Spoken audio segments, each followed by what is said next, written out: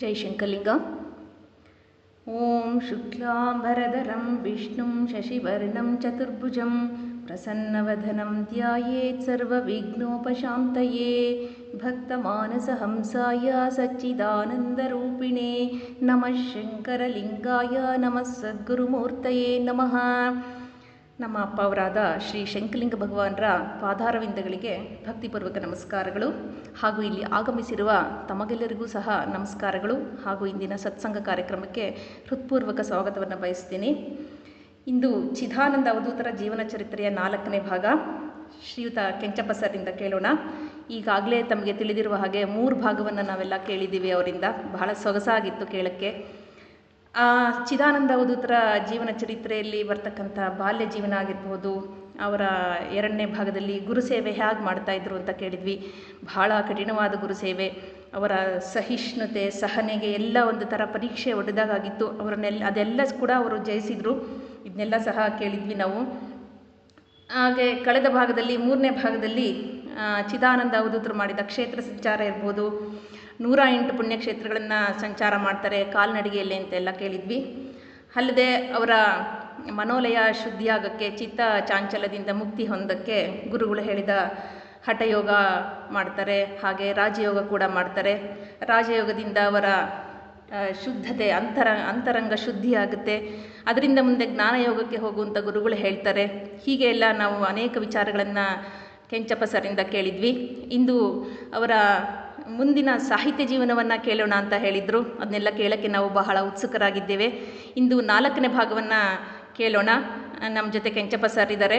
ಅವರಿಗೆ ನಮ್ಮ ಸತ್ಸಂಗ ವತಿಯಿಂದ ನಮಸ್ಕಾರಗಳನ್ನು ಸಲ್ಲಿಸಿ ಹಾಗೂ ಕಾರ್ಯಕ್ರಮಕ್ಕೆ ಹೃತ್ಪೂರ್ವಕ ಸ್ವಾಗತವನ್ನು ಬಯಸ್ತೀನಿ. ಸರ್, ಮುಂದಿನ ಚರಿತ್ರೆಯ ಭಾಗವನ್ನು ಆರಂಭಿಸಬೇಕಾಗಿ ತಮ್ಮಲ್ಲಿ ವಿನಯಪೂರ್ವಕವಾಗಿ ನಾನು ವಿನಂತಿ ಮಾಡಿಕೊಳ್ತೀನಿ.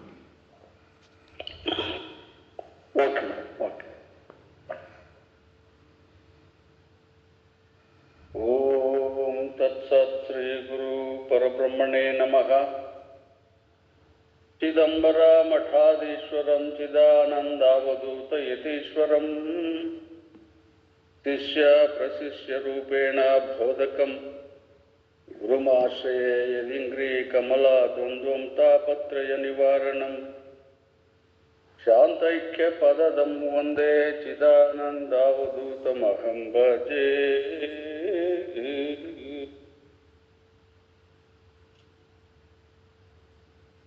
ಸನಾತನ ಧರ್ಮದ ಸರ್ವ ದಾರ್ಶನಿಕರು, ಮಹಾತ್ಮರು, ಯತಿಗಳು, ಋಷಿಗಳನ್ನು, ಗುರು ಪರಂಪರೆಯನ್ನು ಸ್ಮರಣೆ ಮಾಡ್ತಾ ಶ್ರೀ ಶ್ರೀ ಶಂಕರಲಿಂಗ ಭಗವಾನರ ಸತ್ಸಂಗದ ಸದಸ್ಯರು, ಪದಾಧಿಕಾರಿಗಳೆಲ್ಲರನ್ನೂ ಕೂಡ ನಾನು ಈ ಸಂದರ್ಭದಲ್ಲಿ ಅವರ ಸಹಕಾರಕ್ಕೆ ಧನ್ಯವಾದ ಹೇಳ್ತಾ, ಅವರ ಸ್ಮರಣೆ ಮಾಡ್ತಾ, ಚಿದಾನಂದ ಅವಧೂತರ ಜೀವನ ಚರಿತ್ರೆ ಇತ್ಯಾದಿ ಹಲವು ವಿಚಾರಗಳನ್ನು 3 ಭಾಗಗಳಲ್ಲಿ ಕೇಳುತ್ತಾ ಬಂದಿರುವ, ಯಥೋಚಿತವಾದ ಸಹಕಾರ ನೀಡುತ್ತಿರುವ ಶ್ರವಣ ಮಹಾಶಯರಿಗೂ ಮಾತೆಯರಿಗೂ ನನ್ನ ಅನಂತ ಧನ್ಯವಾದಗಳನ್ನು ಅರ್ಪಿಸಿ, ಈಗ ಚಿದಾನಂದ ಅವಧೂತರ ಸಾಹಿತ್ಯ ಕುರಿತಾಗಿ ಇವತ್ತಿನ ಭಾಗದಲ್ಲಿ ಆಲೋಚನೆ ಮಾಡೋಣ ಅಂತ ಸರಿನೇ ನಾವು ಹೇಳಿದ್ವಿ. ಅದರಂತೆ ನಾನು ಅವರು ಸಾಹಿತ್ಯ ಕೃಷಿ ಹೇಗಿತ್ತು, ಈಗ ಅವರ ಕರ್ಮಭೂಮಿ ಆಯಿತು, ಅವರ ಸಾಧನ ಭೂಮಿ ಆಯಿತು, ಅವರ ಕ್ಷೇತ್ರ ಸಂಚಾರ ಆಯಿತು. ಇದೆಲ್ಲ ಸಾಧಿಸಿದಾದ ಮೇಲೆ ಆ ಸಾಧನೆಯ ಫಲವೇನು ಅನ್ನೋದೇ ಈ ಆಧ್ಯಾತ್ಮಿಕ ಗ್ರಂಥಗಳು. ಚಿದಾನಂದ ಅವಧೂತರು ಸುಮಾರು ನನಗೆ ಗಮನಕ್ಕೆ ಬಂದಂಗೆ 20 ಗ್ರಂಥಗಳನ್ನು ಬರೆದಿದ್ದಾರೆ. ಸುಮ್ಮನೆ ಇನ್ನು ಸ್ವಲ್ಪ ದಿನಕ್ಕೆ ಎಲ್ಲರೂ ಮಹಾಲಯ ಅಮಾವಾಸ್ಯೆ ಬರೋದ್ರಿಂದ ನವರಾತ್ರಿಯಲ್ಲಿ ದೇವಿ ಮಹಾತ್ಮೆ ಪಠಣ ಮಾಡೋದ್ರಿಂದ ಅಂಥವರು ಇರ್ಬೋದು ಈ ಭಕ್ತ ಮಂಡಳಿಯಲ್ಲಿ ಅಥವಾ ಶ್ರವಣ ಮಾಡ್ತಾ ಅಂತ ಜನಗಳಲ್ಲಿ ಗುಂಪಿನಲ್ಲಿ. ಅವರಿಗಾಗಿ ಸುಮ್ಮನೆ ಅವರ ಸಾಹಿತ್ಯ ಕೃಷಿಯನ್ನು ಪರಿಚಯ ಮಾಡ್ತೀನಿ ನನಗೆ ತಿಳಿದಷ್ಟು. ಒಂದು ಜ್ಞಾನ ಸಿಂಧು ಅಂತ ಒಂದು ಅತ್ಯುತ್ತಮ ಸಮಗ್ರವಾದ ಸಮನ್ವಯವಾದ ಜ್ಞಾನ ಪ್ರಧಾನವಾದ ಒಂದು ಕೃತಿ ಅಂದರೆ ಅವ್ರದ್ದು ಮೇರು ಕೃತಿ ಜ್ಞಾನ ಸಿಂಧು. ಈ ಜ್ಞಾನ ಸಿಂಧು ಕೃತಿಯನ್ನ ಭಾಮಿನಿ ಷಟ್ಪದಿಯಲ್ಲೇ ಬರೀತಾರೆ. ಅದನ್ನು ಬರೆದದ್ದು ಕಂಪ್ಲಿ ಪಟ್ಟಣದಲ್ಲಿ, ಅಲ್ಲೊಂದು ಅವರೇ ಸ್ವಯಂ ಒಂದು ಮಠ ಕಟ್ಕೊಳ್ತಾರೆ ಕಂಪ್ಲಿನಲ್ಲಿ. ಆ ಕಂಪ್ಲಿ ಮಠದಲ್ಲಿ ಇರುವಾಗ ಈ ಜ್ಞಾನ ಸಿಂಧು ಕೃತಿಯನ್ನು ಬರೀತಾರೆ. ಚಿದಾನಂದರ ಜೀವನ ಚರಿತ್ರೆ ಬರೆದಂಥ ಅಯ್ಯಪ್ಪ ಕವಿ ಅದು 1722ರಲ್ಲಿ ರಚನೆ ಆಯಿತು, ಶುಭಕೃತುನಾಮ ಸಂವತ್ಸರದಲ್ಲಿ ಅಂತ. ಈ ಗ್ರಂಥ ಶುಭಕೃತುನಾಮ ಸಂವತ್ಸರದಲ್ಲಿ 1722ರಲ್ಲಿ ಬರೆಯೋಷ್ಟೊತ್ತಿಗೆ ಅವರ ಗುರುಗಳು ಅಯೋಧ್ಯೆಯಲ್ಲಿ ಕೊಂಡಾರಿಯರು ಅಲ್ಲೇ ಸಮಾಧಿಸ್ಥರಾಗಿರ್ತಾರೆ. ಅವರು ಬೃಂದಾವನ ಅಯೋಧ್ಯಪುರದಲ್ಲಿದೆ. ಅವರು ಸಮಾಧಿ ಹೊಂದಿದ ಮೇಲೆ, ಐಕ್ಯವಾದ ಮೇಲೆ ಅವರು ಆಶ್ರಮವನ್ನು ಬಿಟ್ಟು ಕಂಪ್ಲಿಗೆ ಬಂದಾಗ ಈ ಜ್ಞಾನ ಸಿಂಧುವನ್ನು ಬರೀತಾರೆ. ಕೆಲವು ಗ್ರಂಥಗಳಲ್ಲಿ 46 ಅಧ್ಯಾಯ ಅಂತ ಹೇಳಿದೆ, 3600 ಷಟ್ಪದಿಗಳು ಅಂತ. ಇನ್ನು ಇತ್ತೀಚಿನ ಕೆಲವು ಗ್ರಂಥಗಳಲ್ಲಿ 49 ಅಧ್ಯಾಯ ಇದ್ದಾವೆ, 3600ಕ್ಕೂ ಮೇಲ್ಪಟ್ಟು ಷಟ್ಪದಿ ಪದ್ಯಗಳಿದ್ದಾವೆ ಅಂಥೇಳಿ ಹೀಗೆ 49 ಅಧ್ಯಾಯ 46 ಅಧ್ಯಾಯ ಅಂಥೇಳಿ ಅದೊಂದು ಕಡೆಗಿದೆ. ಅದರಲ್ಲಿ ಈ ವೇದಾಂತದ ಸಾರವನ್ನೇ ತುಂಬಿದ್ದಾರೆ, ಅದರ ಜೊತೆ ಯೋಗ ಸೂತ್ರಗಳನ್ನು ತುಂಬಿದ್ದಾರೆ, ಅದರಲ್ಲಿ ಭಕ್ತಿ ಮಾರ್ಗವನ್ನು ತುಂಬಿದ್ದಾರೆ, ಸಾಂಖ್ಯಶಾಸ್ತ್ರವನ್ನು ತುಂಬಿದ್ದಾರೆ. ಅದಕ್ಕೆ ನಾನು ಅದೊಂದು ಸಮನ್ವಯ ಗ್ರಂಥ ಅಂತ ಹೇಳಿ ಕರೆದಿರೋದು. ಒಂದು ಥರ ಭಗವದ್ಗೀತೆ ಇದ್ದ ಹಾಗೆ. ವೇದಾಂತಿಗಳು ಅದನ್ನು ಓದೋದು ಯಥೋಚಿತವಾದದ್ದು ಅಂತ ನನಗನ್ಸುತ್ತೆ, ಯೋಗ್ಯವಾದದ್ದೇ. ಈ ಜ್ಞಾನ ಸಿಂಧು ಆದಮೇಲೆ ಅವರು ದೇವಿ ಮಹಾತ್ಮೆ ಗ್ರಂಥ ಬರೀತಾರೆ ಎರಡನೇದಾಗಿ. ಅದಾದಮೇಲೆ ಚಿದಾನಂದ ಲಹರಿ ಅಂತ ಆಧ್ಯಾತ್ಮ ಕೃತಿ, ಅದು ಕೂಡ. ಅದಾದಮೇಲೆ ಆಧ್ಯಾತ್ಮ ಶತಕ, ಬಗಳ ಶತಕ, ತತ್ವ ಸವಾಯಿ ಅರ್ಥಾತ್ ಚಿದಾನಂದ ಸವಾಯಿ, ತತ್ವ ಚೌಪದನ, 10,000 ತತ್ವ ಕೀರ್ತನೆಗಳು, 1,000 ಬಗಳಾಂಬ ಕೀರ್ತನೆಗಳು, ತತ್ವ ಪದಗಳು 1,000, ಚಿದಾನಂದ ರಗಳೆ, ಕಥಾಸಾಗರ ಅಂಥೇಳಿ 101 ಆಧ್ಯಾತ್ಮಿಕ ಕಥೆಗಳಿರ್ತಕ್ಕಂಥ ಒಂದು ಕಥಾಸಾಗರ,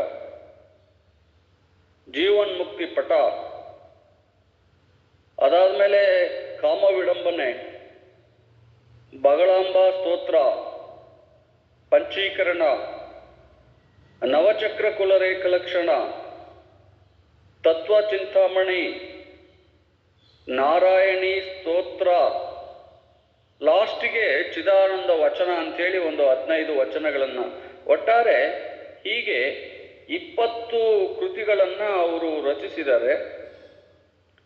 ಆದರೆ ಈ 20 ನಾನು ಹೆಸರು ಕೇಳಿದ್ದೀನಿ, ಆದರೆ ಎಲ್ಲ ನೋಡೋಕ್ಕಾಗಿಲ್ಲ, ಅವು ಎಲ್ಲಿದವೋ ಗೊತ್ತಿಲ್ಲ. ಆದರೆ ಇದರೊಳಗೆ 20ರಲ್ಲಿ ಒಂದು 10 ಕೃತಿಗಳನ್ನು ನಾನು ಸಂಗ್ರಹ ಮಾಡಿದೆ. ಸುಮಾರು ಶಿವಮೊಗ್ಗದಲ್ಲಿ ಒಂದು, ಧಾರವಾಡದಲ್ಲಿ ಒಂದು, ರಾಯಚೂರಿಗೆ, ಆಮೇಲೆ ಬೆಂಗಳೂರಲ್ಲಿ ಆಧ್ಯಾತ್ಮ ಪ್ರಕಾಶನಾಲಯದಲ್ಲಿ, ಹೀಗೆ ಬೇರೆ ಬೇರೆ ಕಡೆ ಎಲ್ಲ ತಿರುಗಾಡಿ ಒಂದು 10 ಚಿದಾನಂದರ ಗ್ರಂಥಗಳನ್ನು ಸಂಗ್ರಹ ಮಾಡೋಕ್ಕೆ, ಓದೋದಕ್ಕೆ ನನಗೆ ಅವಕಾಶ ಆಯಿತು ಹುಡುಕಾಡಿದ್ರಿಂದಾಗಿ. ಇನ್ನು 10 ಕೃತಿಗಳು ಗೊತ್ತಿಲ್ಲ. ಒಂದು ಮಾತ್ರ ಹಂಪೆ ಯೂನಿವರ್ಸಿಟಿನಲ್ಲಿ ಇದೆ, ಕಥಾಸಾಗರ ಅಂತ, 101 ಕಥಾಸಾಗರ. ಅದು ತಾಳೆಗರೆ ರೂಪದಲ್ಲಿದೆ, ಅದು ಎಂದು ಪ್ರಿಂಟ್ ಆಗುತ್ತೋ ಗೊತ್ತಿಲ್ಲ. ಜೀವನ್ ಮುಕ್ತಿ ಪಟ ಪಗಡೆಯಾಟದ ರೂಪದಲ್ಲಿದೆ, ಅದನ್ನು ನೋಡಿದ್ದೀನಿ. ಇನ್ನು ಉಳಿದಂಥ ಗ್ರಂಥಗಳು ಪ್ರಿಂಟ್ ಆಗಿದವೋ ಇಲ್ವೋ ಅದು ನನಗೆ ಗೊತ್ತಿಲ್ಲ. ಈಗ ಇಷ್ಟೆಲ್ಲ ಗ್ರಂಥಗಳಲ್ಲಿ ನಾನು ಇವತ್ತು ಆಯ್ಕೆ ಮಾಡಿಕೊಂಡಿರೋದು ಶ್ರೀದೇವಿ ಮಹಾತ್ಮೆ ಅಂತ, ಅದಕ್ಕೆ ಇನ್ನೊಂದು ಹೆಸರು ಪಾರ್ವತಿ ಮಹಾತ್ಮೆ ಅಂತ. ಈ ಗ್ರಂಥ 1750 ಅಥವಾ 60ರಲ್ಲಿ ಬಂದಿರಬಹುದು ಅಂತ ಕಾಣಿಸುತ್ತೆ. ಚಿದಾನಂದರು ಬದುಕಿದ್ದಂಥ ಕಾಲದಲ್ಲಿ ದೇವಿ ಪ್ರತ್ಯಕ್ಷ ಆದಮೇಲೆ ಅದು ಅವರು ಸಿದ್ಧ ಪರ್ವತಕ್ಕೆ ಹೋದಾಗ ಬರೆದಂಥ ಕೃತಿ ಅಂತ ನೋಡಿ. ಅವರು ಸಿದ್ಧ ಪರ್ವತಕ್ಕೆ ಹೋದಾಗ ಅಲ್ಲಿ ಕೇವಲ ಗವಿ ಅಷ್ಟೇ ಇತ್ತು. ಅಲ್ಲಿ ಒಂದು ಮಠ ಇಲ್ಲ, ಗುಡಿ ಇಲ್ಲ, ಗೋಪುರ ಇಲ್ಲ, ಬೇರೆ ಏನೂ ಇರಲಿಲ್ಲ. ಕೇವಲ ಬೆಟ್ಟಗಳು, ಗವಿ. ಆ ಗವಿನಲ್ಲಿ 3 ತಿಂಗಳ ಕಾಲ ತಪಸ್ ಮಾಡಿದ ಮೇಲೆ ದೇವಿ ಸಾಕ್ಷಾತ್ಕಾರ ಅನುಗ್ರಹ ಆದ ಮೇಲೆ ನಾನು ಈ ದೇವಿ ಮಹಾತ್ಮೆ ಬರದೆ ಅಂತ ಅವರು ದೇವಿ ಮಹಾತ್ಮೆ ಪೀಠಿಕಾ ಅಧ್ಯಾಯದಲ್ಲಿ ಅದನ್ನು ವ್ಯಕ್ತಪಡಿಸಿದ್ದಾರೆ. ಅಭಿಪ್ರಾಯವನ್ನು ಜನಸಾಮಾನ್ಯರಲ್ಲೆಲ್ಲ ಹಂಚ್ಕೊಂಡಿದ್ದಾರೆ. ಈ ಚಿದಾನಂದರ ಜೀವನ ಚರಿತ್ರೆ ನೋಡಿದರೆ ಅವರು ಅಪರಿಮಿತವಾದ ಗುರು ಸೇವೆ ಮಾಡಿದವರು ಹೌದು. ಕ್ಲಿಷ್ಟಕರವಾದ ರಾಜಯೋಗ ಸಾಧನೆ 3 ವರ್ಷ ಮಾಡಿದವರು ಹೌದೇ, ಒಪ್ಪಣ. ಅವರು ಒಂದು ಸಮಾಧಿ ಸ್ಥಿತಿಗೆ ಹೋಗ್ತಾರೆ.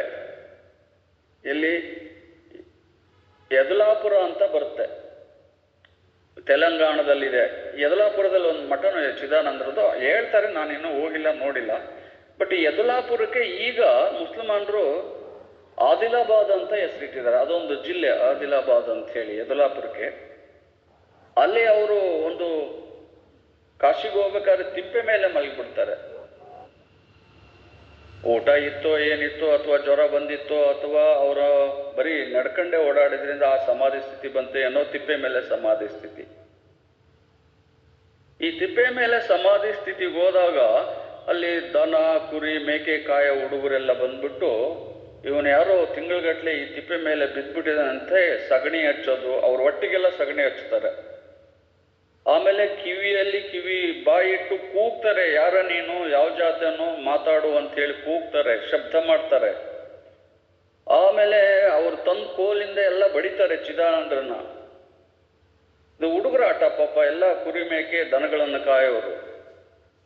ಆಮೇಲೆ ಅವರು ಈ ಟಾಯ್ಲೆಟ್ ಅನ್ನ ತಂದು ಕಣ್ಣು, ಒಟ್ಟಿಗೆ ಮೂಗು, ಬಾಯಿಗೆಲ್ಲ ಮೆತ್ತಾರೆ. ಈ ಪ್ರಸಂಗ ಯಾಕೆ ಹಾಕೊಂಡಿದ್ರೆ ಸಮಾಧಿ ಸ್ಥಿತಿ ಏನು ಇರುತ್ತೆ ಅಂದ್ರೆ ಬಾಹ್ಯದ ಪ್ರಜ್ಞೆ ಯಾವುದೂ ಇರಲ್ಲ ಅನ್ನೋದಕ್ಕೆ ನಮಗೆ ದೃಷ್ಟಾಂತ ಬೇಕು ಅಂದ್ರೆ ಇದನ್ನು ತಗೋಬೇಕು. ಅವರು ಸಂಪೂರ್ಣ ಅಂತರ್ಮುಖಿಯಾಗಿದ್ರು, ಅವರು ಸಮಾಧಿ ಸ್ಥಿತಿಗೆ ಹೋಗಿದ್ರು, ಅವರು ದೇಹತ್ರಯಗಳನ್ನು ಮೀರಿದ್ರು, ಸ್ಥೂಲ ಸೂಕ್ಷ್ಮ ಕಾರಣ ದೇಹಗಳನ್ನು ಮೀರಿದ್ರು ಅನ್ನೋದಕ್ಕೆ ಈ ಸಮಾಧಿ ಸ್ಥಿತಿ ಒಂದು ಉದಾಹರಣೆ. ಅವರು ಕೋಲ್ ತಗೊಂಡು ಕಿವಿಯಾಗೆಲ್ಲ ತಿವಿತಾರೆ, ಮೂಗ್ನಾಗೆಲ್ಲ ತಿವಿತಾರೆ, ಅವರ ಮೈಗೆಲ್ಲ ಕಕ್ಕಸ್ಸು ಹಚ್ಚುತ್ತಾರೆ. ಅವ್ರ ಮೈ ಮೇಲೆ ಇದ್ದಿದ್ದು ಒಂದೇ ಒಂದು ಲಂಗೋಟಿ, ಅದನ್ನು ಕಿತ್ಕೊಂಡು ಹೋಗ್ತಾರೆ. ಆಮೇಲೆ ಕೆಲವು ಹುಡುಗರು ನಿಂತು ಯೂರಿನ್ ಪಾಸ್ ಮಾಡ್ತಾರೆ ಮೂಗ್ನಾಗೆ, ಬಾಯಿಗೆ. ಆದರೆ ವಸ್ತು ಮಾತ್ರ ತಾನೇ ತಾನಾಗಿತ್ತು. ಬಾಹ್ಯದ ಯಾವ ಚಟುವಟಿಕೆಗಳ ಪ್ರಜ್ಞೆ ಆ ವಸ್ತುಗಿದಿಲ್ಲ, ಅವ್ರಿಗೆ ಗೊತ್ತೂ ಆಗಲಿಲ್ಲ ಹುಡುಗರಿಗೆ. ಹೀಗೆ 2 ತಿಂಗಳ ಕಾಲ ಅನ್ನ ಆಹಾರ ಇಲ್ಲದೆ ತಿಪ್ಪೆ ಮೇಲೆ ಮಲಗಿರ್ತಾರೆ ಯದುಲಾಪುರದಲ್ಲಿ. ಆಮೇಲೆ ಯಾರೋ ದೊಡ್ಡವರು ಹಿರಿಯರಾದವರು ನೋಡ್ಕೊಳ್ತಾರೆ. ಆಮೇಲೆ ಆ ಹುಡುಗರನ್ನೆಲ್ಲ ಬೆದರಿಸಿ, ಯಾಕೋ ಹಿಂಗ್ ಮಾಡ್ತೀರಾ, ದಿಗಂಬರನ್ ಮಾಡಿದ್ರಾ, ಈ ಕಕ್ಕಸೆಲ್ಲ ಮೈಗೆಲ್ಲ ಮೆತ್ತಿದ್ರ, ಕಿವಿಗೆಲ್ಲ ಸಗಣಿ ಮಚ್ಚಿದ್ರ, ನೀವು ಪಾಪಕ್ಕೆ ಹೋಗ್ತೀರಾ ಅಂತ ಹೇಳಿ ಹುಡುಗರನ್ನೆಲ್ಲ ಬೆದರಿಸಿ ಆಮೇಲೆ ಒಬ್ಬ ವೈದ್ಯರನ್ನು ಕರೆಸ್ತಾರೆ. ರಾಜರಿಗೂ ಸುದ್ದಿ ಮುಟ್ಟುತ್ತೆ. ರಾಜ ಒಬ್ಬ ಅರಮನೆ ವೈದ್ಯರನ್ನು ಕಳಿಸ್ತಾರೆ. ಅವ್ರು ಹೋಗಿ ನಾಡಿ ಹಿಡಿದು ನೋಡಿದ್ರೆ ಸ್ವಾಮಿ ಅವರು ಸತ್ತಿಲ್ಲ, ಬದುಕಿದ್ದಾರೆ, ಆದರೆ ಅವರು ಸಮಾಧಿ ಸ್ಥಿತಿಯಲ್ಲಿದ್ದಾರೆ, ಸಹಸ್ರಾರದಲ್ಲಿ ಮಾತ್ರ ಚೈತನ್ಯ ಇದೆ, ಇನ್ನು ಕೆಳಗೆ ಏನೇನೂ ಇಲ್ಲ ಅಂತ ಹೇಳಿ ಅವರು ಒಂದು ವರದಿಯನ್ನು ಮಹಾರಾಜರಿಗೆ ಕೊಡ್ತಾರೆ. ಆಗ ಮಹಾರಾಜರು ಪಲ್ಲಕ್ಕಿ ತಗೊಂಡು ಬಂದು ನೋಡಿ ಆತನ್ನ ಎಚ್ಚರಿಸೋದಕ್ಕೆ ನಗಾರಿ, ಬೇರಿ ಅವೆಲ್ಲ ಕಿವಿ ಹತ್ರ ಬಡಿತಾರೆ ಹೋಗಿ. ಅದು ಬಡ್ದಾದ್ಮೇಲೆ ಅವ್ರಿಗೆ ಎಚ್ಚರಿಕೆ ಆಗೋದು. ಅದಾದ್ಮೇಲೆ ಅವರು ಪಲ್ಲಕ್ಕಿನಲ್ಲಿ ಆತನ್ನ ಕುಂಡಿಸ್ಕೊಂಡು ಕರ್ಕೊಂಡು ಹೋಗ್ತಾರೆ. ಈಗ ಗಮನಿಸ್ಬೇಕು, ಮನೆಗೆ ಹೋದ್ಮೇಲೆ ಅವರಿಗೆ ನೋಡಿ ಕಸ್ತೂರಿ ಗಂಧೆಣ್ಣೆ ಎಲ್ಲ ಪೂಸಿ ಅಭಿಷೇಕ ಮಾಡ್ತಾರೆ. 2 ನಿಮಿಷದ ಹಿಂದೆ ತಿಪ್ಪೆ ಮೇಲೆ ಸಗಣಿ ಮೇಲೆ ಬಿದ್ದಿದ್ದವನು ನಂತರದ 2 ನಿಮಿಷಕ್ಕೆ ಅರಮನೆ ವಾಸ ಮತ್ತೆ ರಾಜರ ಸಿಂಹಾಸನದ ಮೇಲೆ ಕೂತ್ಕೊಳ್ತಾನೆ. ಪೀತಾಂಬರ ಉಡಿಸ್ತಾರೆ, ಗಂಧ ಪುಷ್ಪಹಾರ ಹಾಕ್ತಾರೆ, ಪಾದೋದಕ ಪ್ರಸಾದ ನಡೀತದೆ. ಈ ಲೀಲೆಯನ್ನ ಏನನ್ಬೇಕು? ಅವ್ರು ನೋಡಿದ್ರೆ ಅದು ತೆಲುಗು ಪ್ರದೇಶ, ಇವರು ಕನ್ನಡಿಗರು. ಕಾಣದ ಪ್ರದೇಶದಲ್ಲಿ ಅವರಿಗೆ ಮೊದಲಿಗೆ ತಿಪ್ಪೆ ಸಿಕ್ಕಿದ್ದು ನಿಜ, ಆಮೇಲೆ ಉಪ್ಪರಿಗೆ ಸ್ಥಳ ಸಿಕ್ಕಿದ್ದು ನಿಜ. ಇದು ಸಮಾಧಿ ಸ್ಥಿತಿ ಹೇಗಿರುತ್ತೆ ಅನ್ನೋದಕ್ಕೆ ಇದನ್ನು ನನಗೇನು ಅನುಭವ ಆಗಿಲ್ಲ. ಯಾರು ಯೋಗಾಭ್ಯಾಸದಲ್ಲಿ ನಿರತರಾಗಿದ್ದಾರೋ, ಹಠಯೋಗ ರಾಜಯೋಗ ಮಾಡ್ತಿದ್ದಾರೋ ಅವ್ರಿಗಿದೆಲ್ಲ ಸಮಾಧಿ ಅಂದರೆ ಪ್ರಜ್ಞೆ ಅಂದರೆ ಹೀಗಿರುತ್ತಾ, ಶುದ್ಧ ಅರಿವು ಅಂದ್ರೆ ಹೀಗಿರುತ್ತಾ ಅಂಥೇಳಿ ಅವರು ತಮ್ಮ ಜೀವನದಲ್ಲಿ ಹೇಳ್ಕೊಂಡಿದ್ದರಿಂದ ಇದೊಂದು ದೃಷ್ಟಾಂತವಾಗಿ ತೆಗೆದುಕೊಂಡೆ. ಇಂಥ ಸಮಾಧಿ ಸ್ಥಿತಿಯನ್ನ ಹೋಗೋದು ಅವರು ಇಲ್ಲಿ ಸಿದ್ಧಪರ್ವತ ಅಂಥೇಳಿ. ಈ ಸಿದ್ಧಪರ್ವತ ಇರೋ ಸ್ಥಳ ರಾಯಚೂರು ಜಿಲ್ಲೆ ಸಿಂಧನೂರು ತಾಲೂಕಿಗೆ ಒಂದು 10-15 ಕಿಲೋಮೀಟರ್ನಲ್ಲಿ ಬರುತ್ತೆ. ಅದಕ್ಕೆ ಇತ್ತೀಚೆಗೆಲ್ಲ ಅಂಬಾಮಠ ಅಂತ ಕರೀತಾರೆ. ಆ ಅಂಬಾಮಠದಲ್ಲಿ ಅವರು ಇಂಥ ಒಂದು ಸಮಾಧಿ ಸ್ಥಿತಿ ಸಾಧನೆ ಮಾಡಿ ಶ್ರೀದೇವಿ ಸಾಕ್ಷಾತ್ಕಾರ ಮಾಡ್ಕೊಳ್ತಾರೆ. ಆ ಸಾಕ್ಷಾತ್ಕಾರದ ವಿಚಾರ ಹೇಗೆ ಅಂಥೇಳಿ ಅವರು ಪೀಠಿಕಾಧ್ಯಾಯದಲ್ಲಿ ಎಲ್ಲ ಹೇಳ್ತಾರೆ. ಆದರೆ ನನಗೆ ಸಂಶಯ ಬಂದಿರೋದು ಏನೋ ಚಿದಾನಂದ್ರ ಬಗ್ಗೆ. ಜ್ಞಾನ ಮಾರ್ಗದ ಮೇರುಕೃತಿಯಾದ ಜ್ಞಾನ ಸಿಂಧುವನ್ನೇ ಬರೀತಾರೆ. ಅದರಾಗೆಲ್ಲ ಉಪನಿಷತ್ ಸಾರವೇ ಇದೆ. ಜ್ಞಾನ ಮಾರ್ಗ ನಿರ್ಗುಣ ಆರಾಧನೆ ಹೇಳ್ತಾರೆ. ಆದರೆ ಅವರು ಸ್ವಯಂ ದೇವಿ ಸಾಕ್ಷಾತ್ಕಾರ ಆದಮೇಲೆ ಪ್ರಥಮ ಬಾರಿಗೆ ಅಲ್ಲಿ ಒಂದು ಬಗಳಾಂಬ ಗುಡಿಯನ್ನ ಕಟ್ಟಿಸ್ತಾರೆ. ಓದುಗರಿಗೆ ಗೊತ್ತಾಗಬೇಕು, ಮೊದಲಲ್ಲಿ ಗುಡಿನೇ ಇರಲಿಲ್ಲ, ಬರೀ ಬೆಟ್ಟ ಅರಣ್ಯ ಇತ್ತು.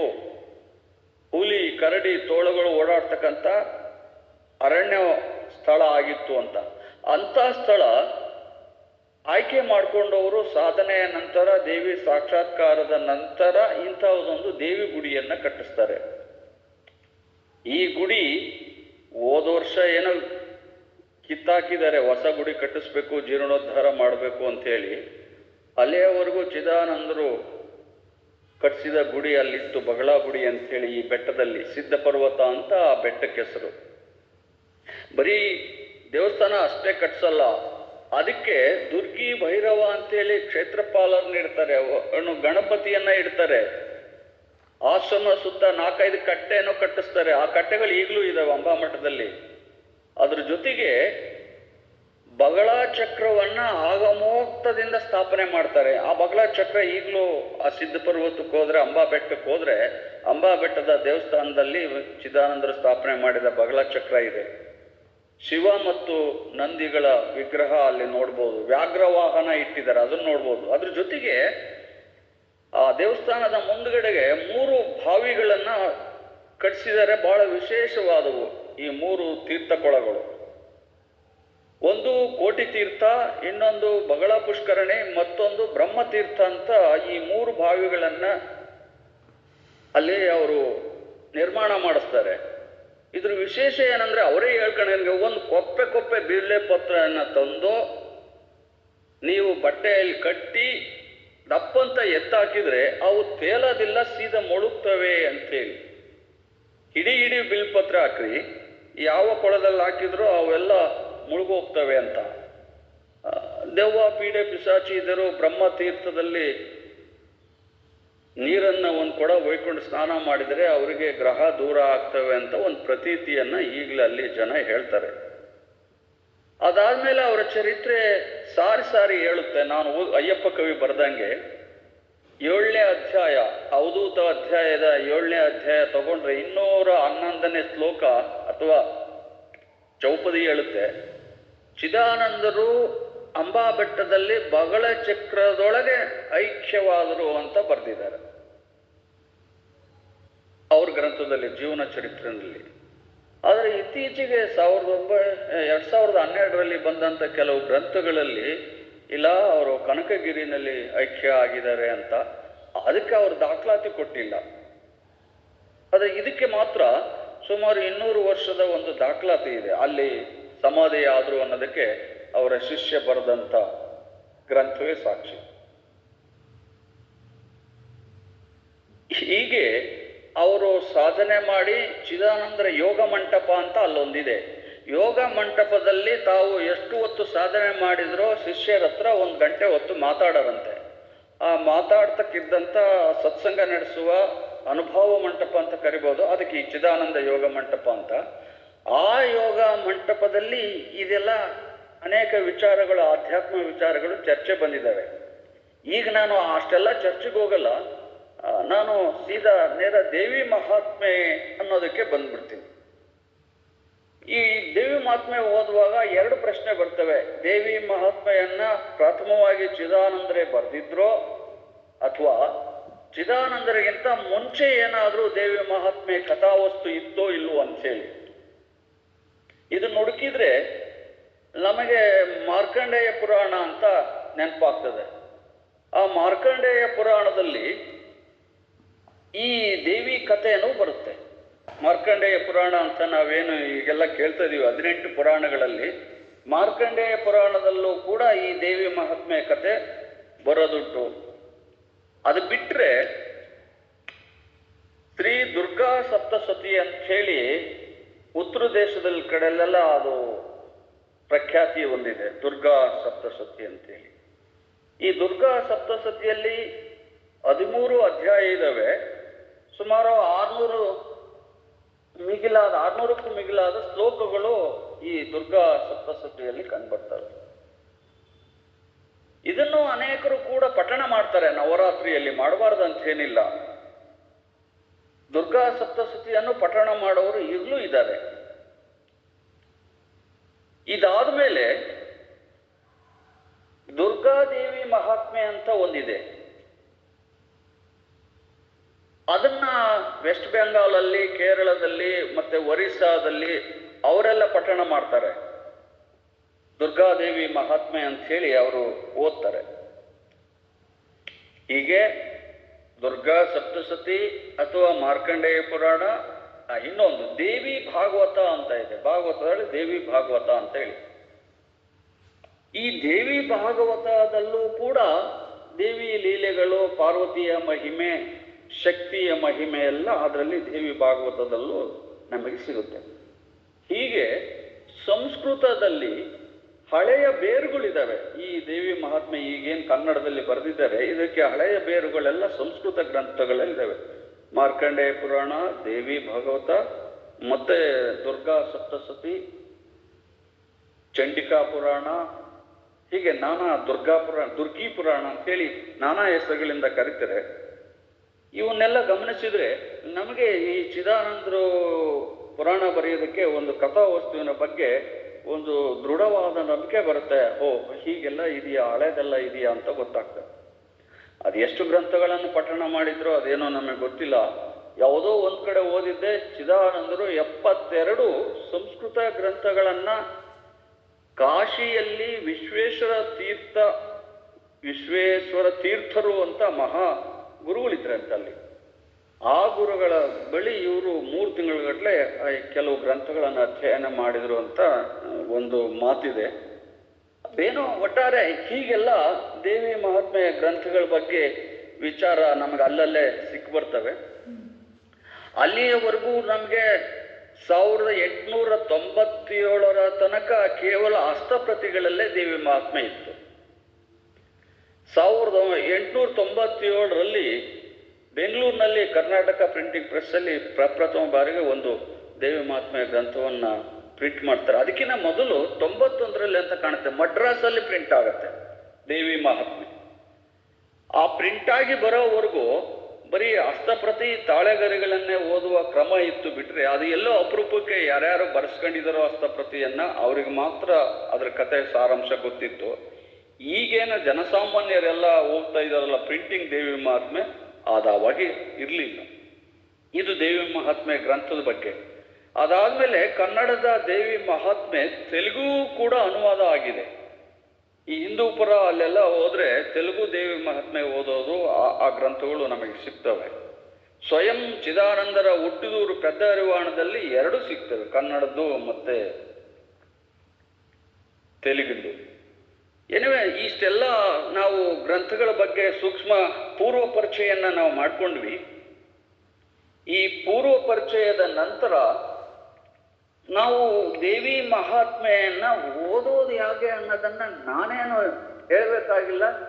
ವಾಸ್ತವವಾಗಿ ಚಿದಾನಂದ್ರೆ ಆರಂಭ ಮಾಡ್ತಲೇ ಹೇಳ್ಬಿಟ್ಟಿದ್ದಾರೆ ಪರಮ ಪರತರ ಅಂತ ಹೇಳಿ. 796 ಶ್ಲೋಕಗಳು, 18 ಅಧ್ಯಾಯ. ಅದ್ರ ಬಗ್ಗೆ ಒಂದೆರಡು ಮಾತು ನನಗೆ ತಿಳಿದು ಹೇಳ್ತೀನಿ. ದೇವಿ ಮಹಾತ್ಮೆ ಬಗ್ಗೆ. ದೇವಿ ಮಹಾತ್ಮೆ ಅನ್ನೋದು ಒಂದು ಭಕ್ತಿ ಪ್ರಧಾನವಾದ ಕಥಾವಸ್ತು. ಹೌದು, ಆ ಕಥೆಯನ್ನ ಕೇಳಿದಾಗ ವೈರಾಗ್ಯ ಮೂಡಿಸುವಂತಹ ಪ್ರೇರಣೆ ಸಿಗೋದು ದೇವಿ ಮಹಾತ್ಮೆಗೆ. ಹೌದು,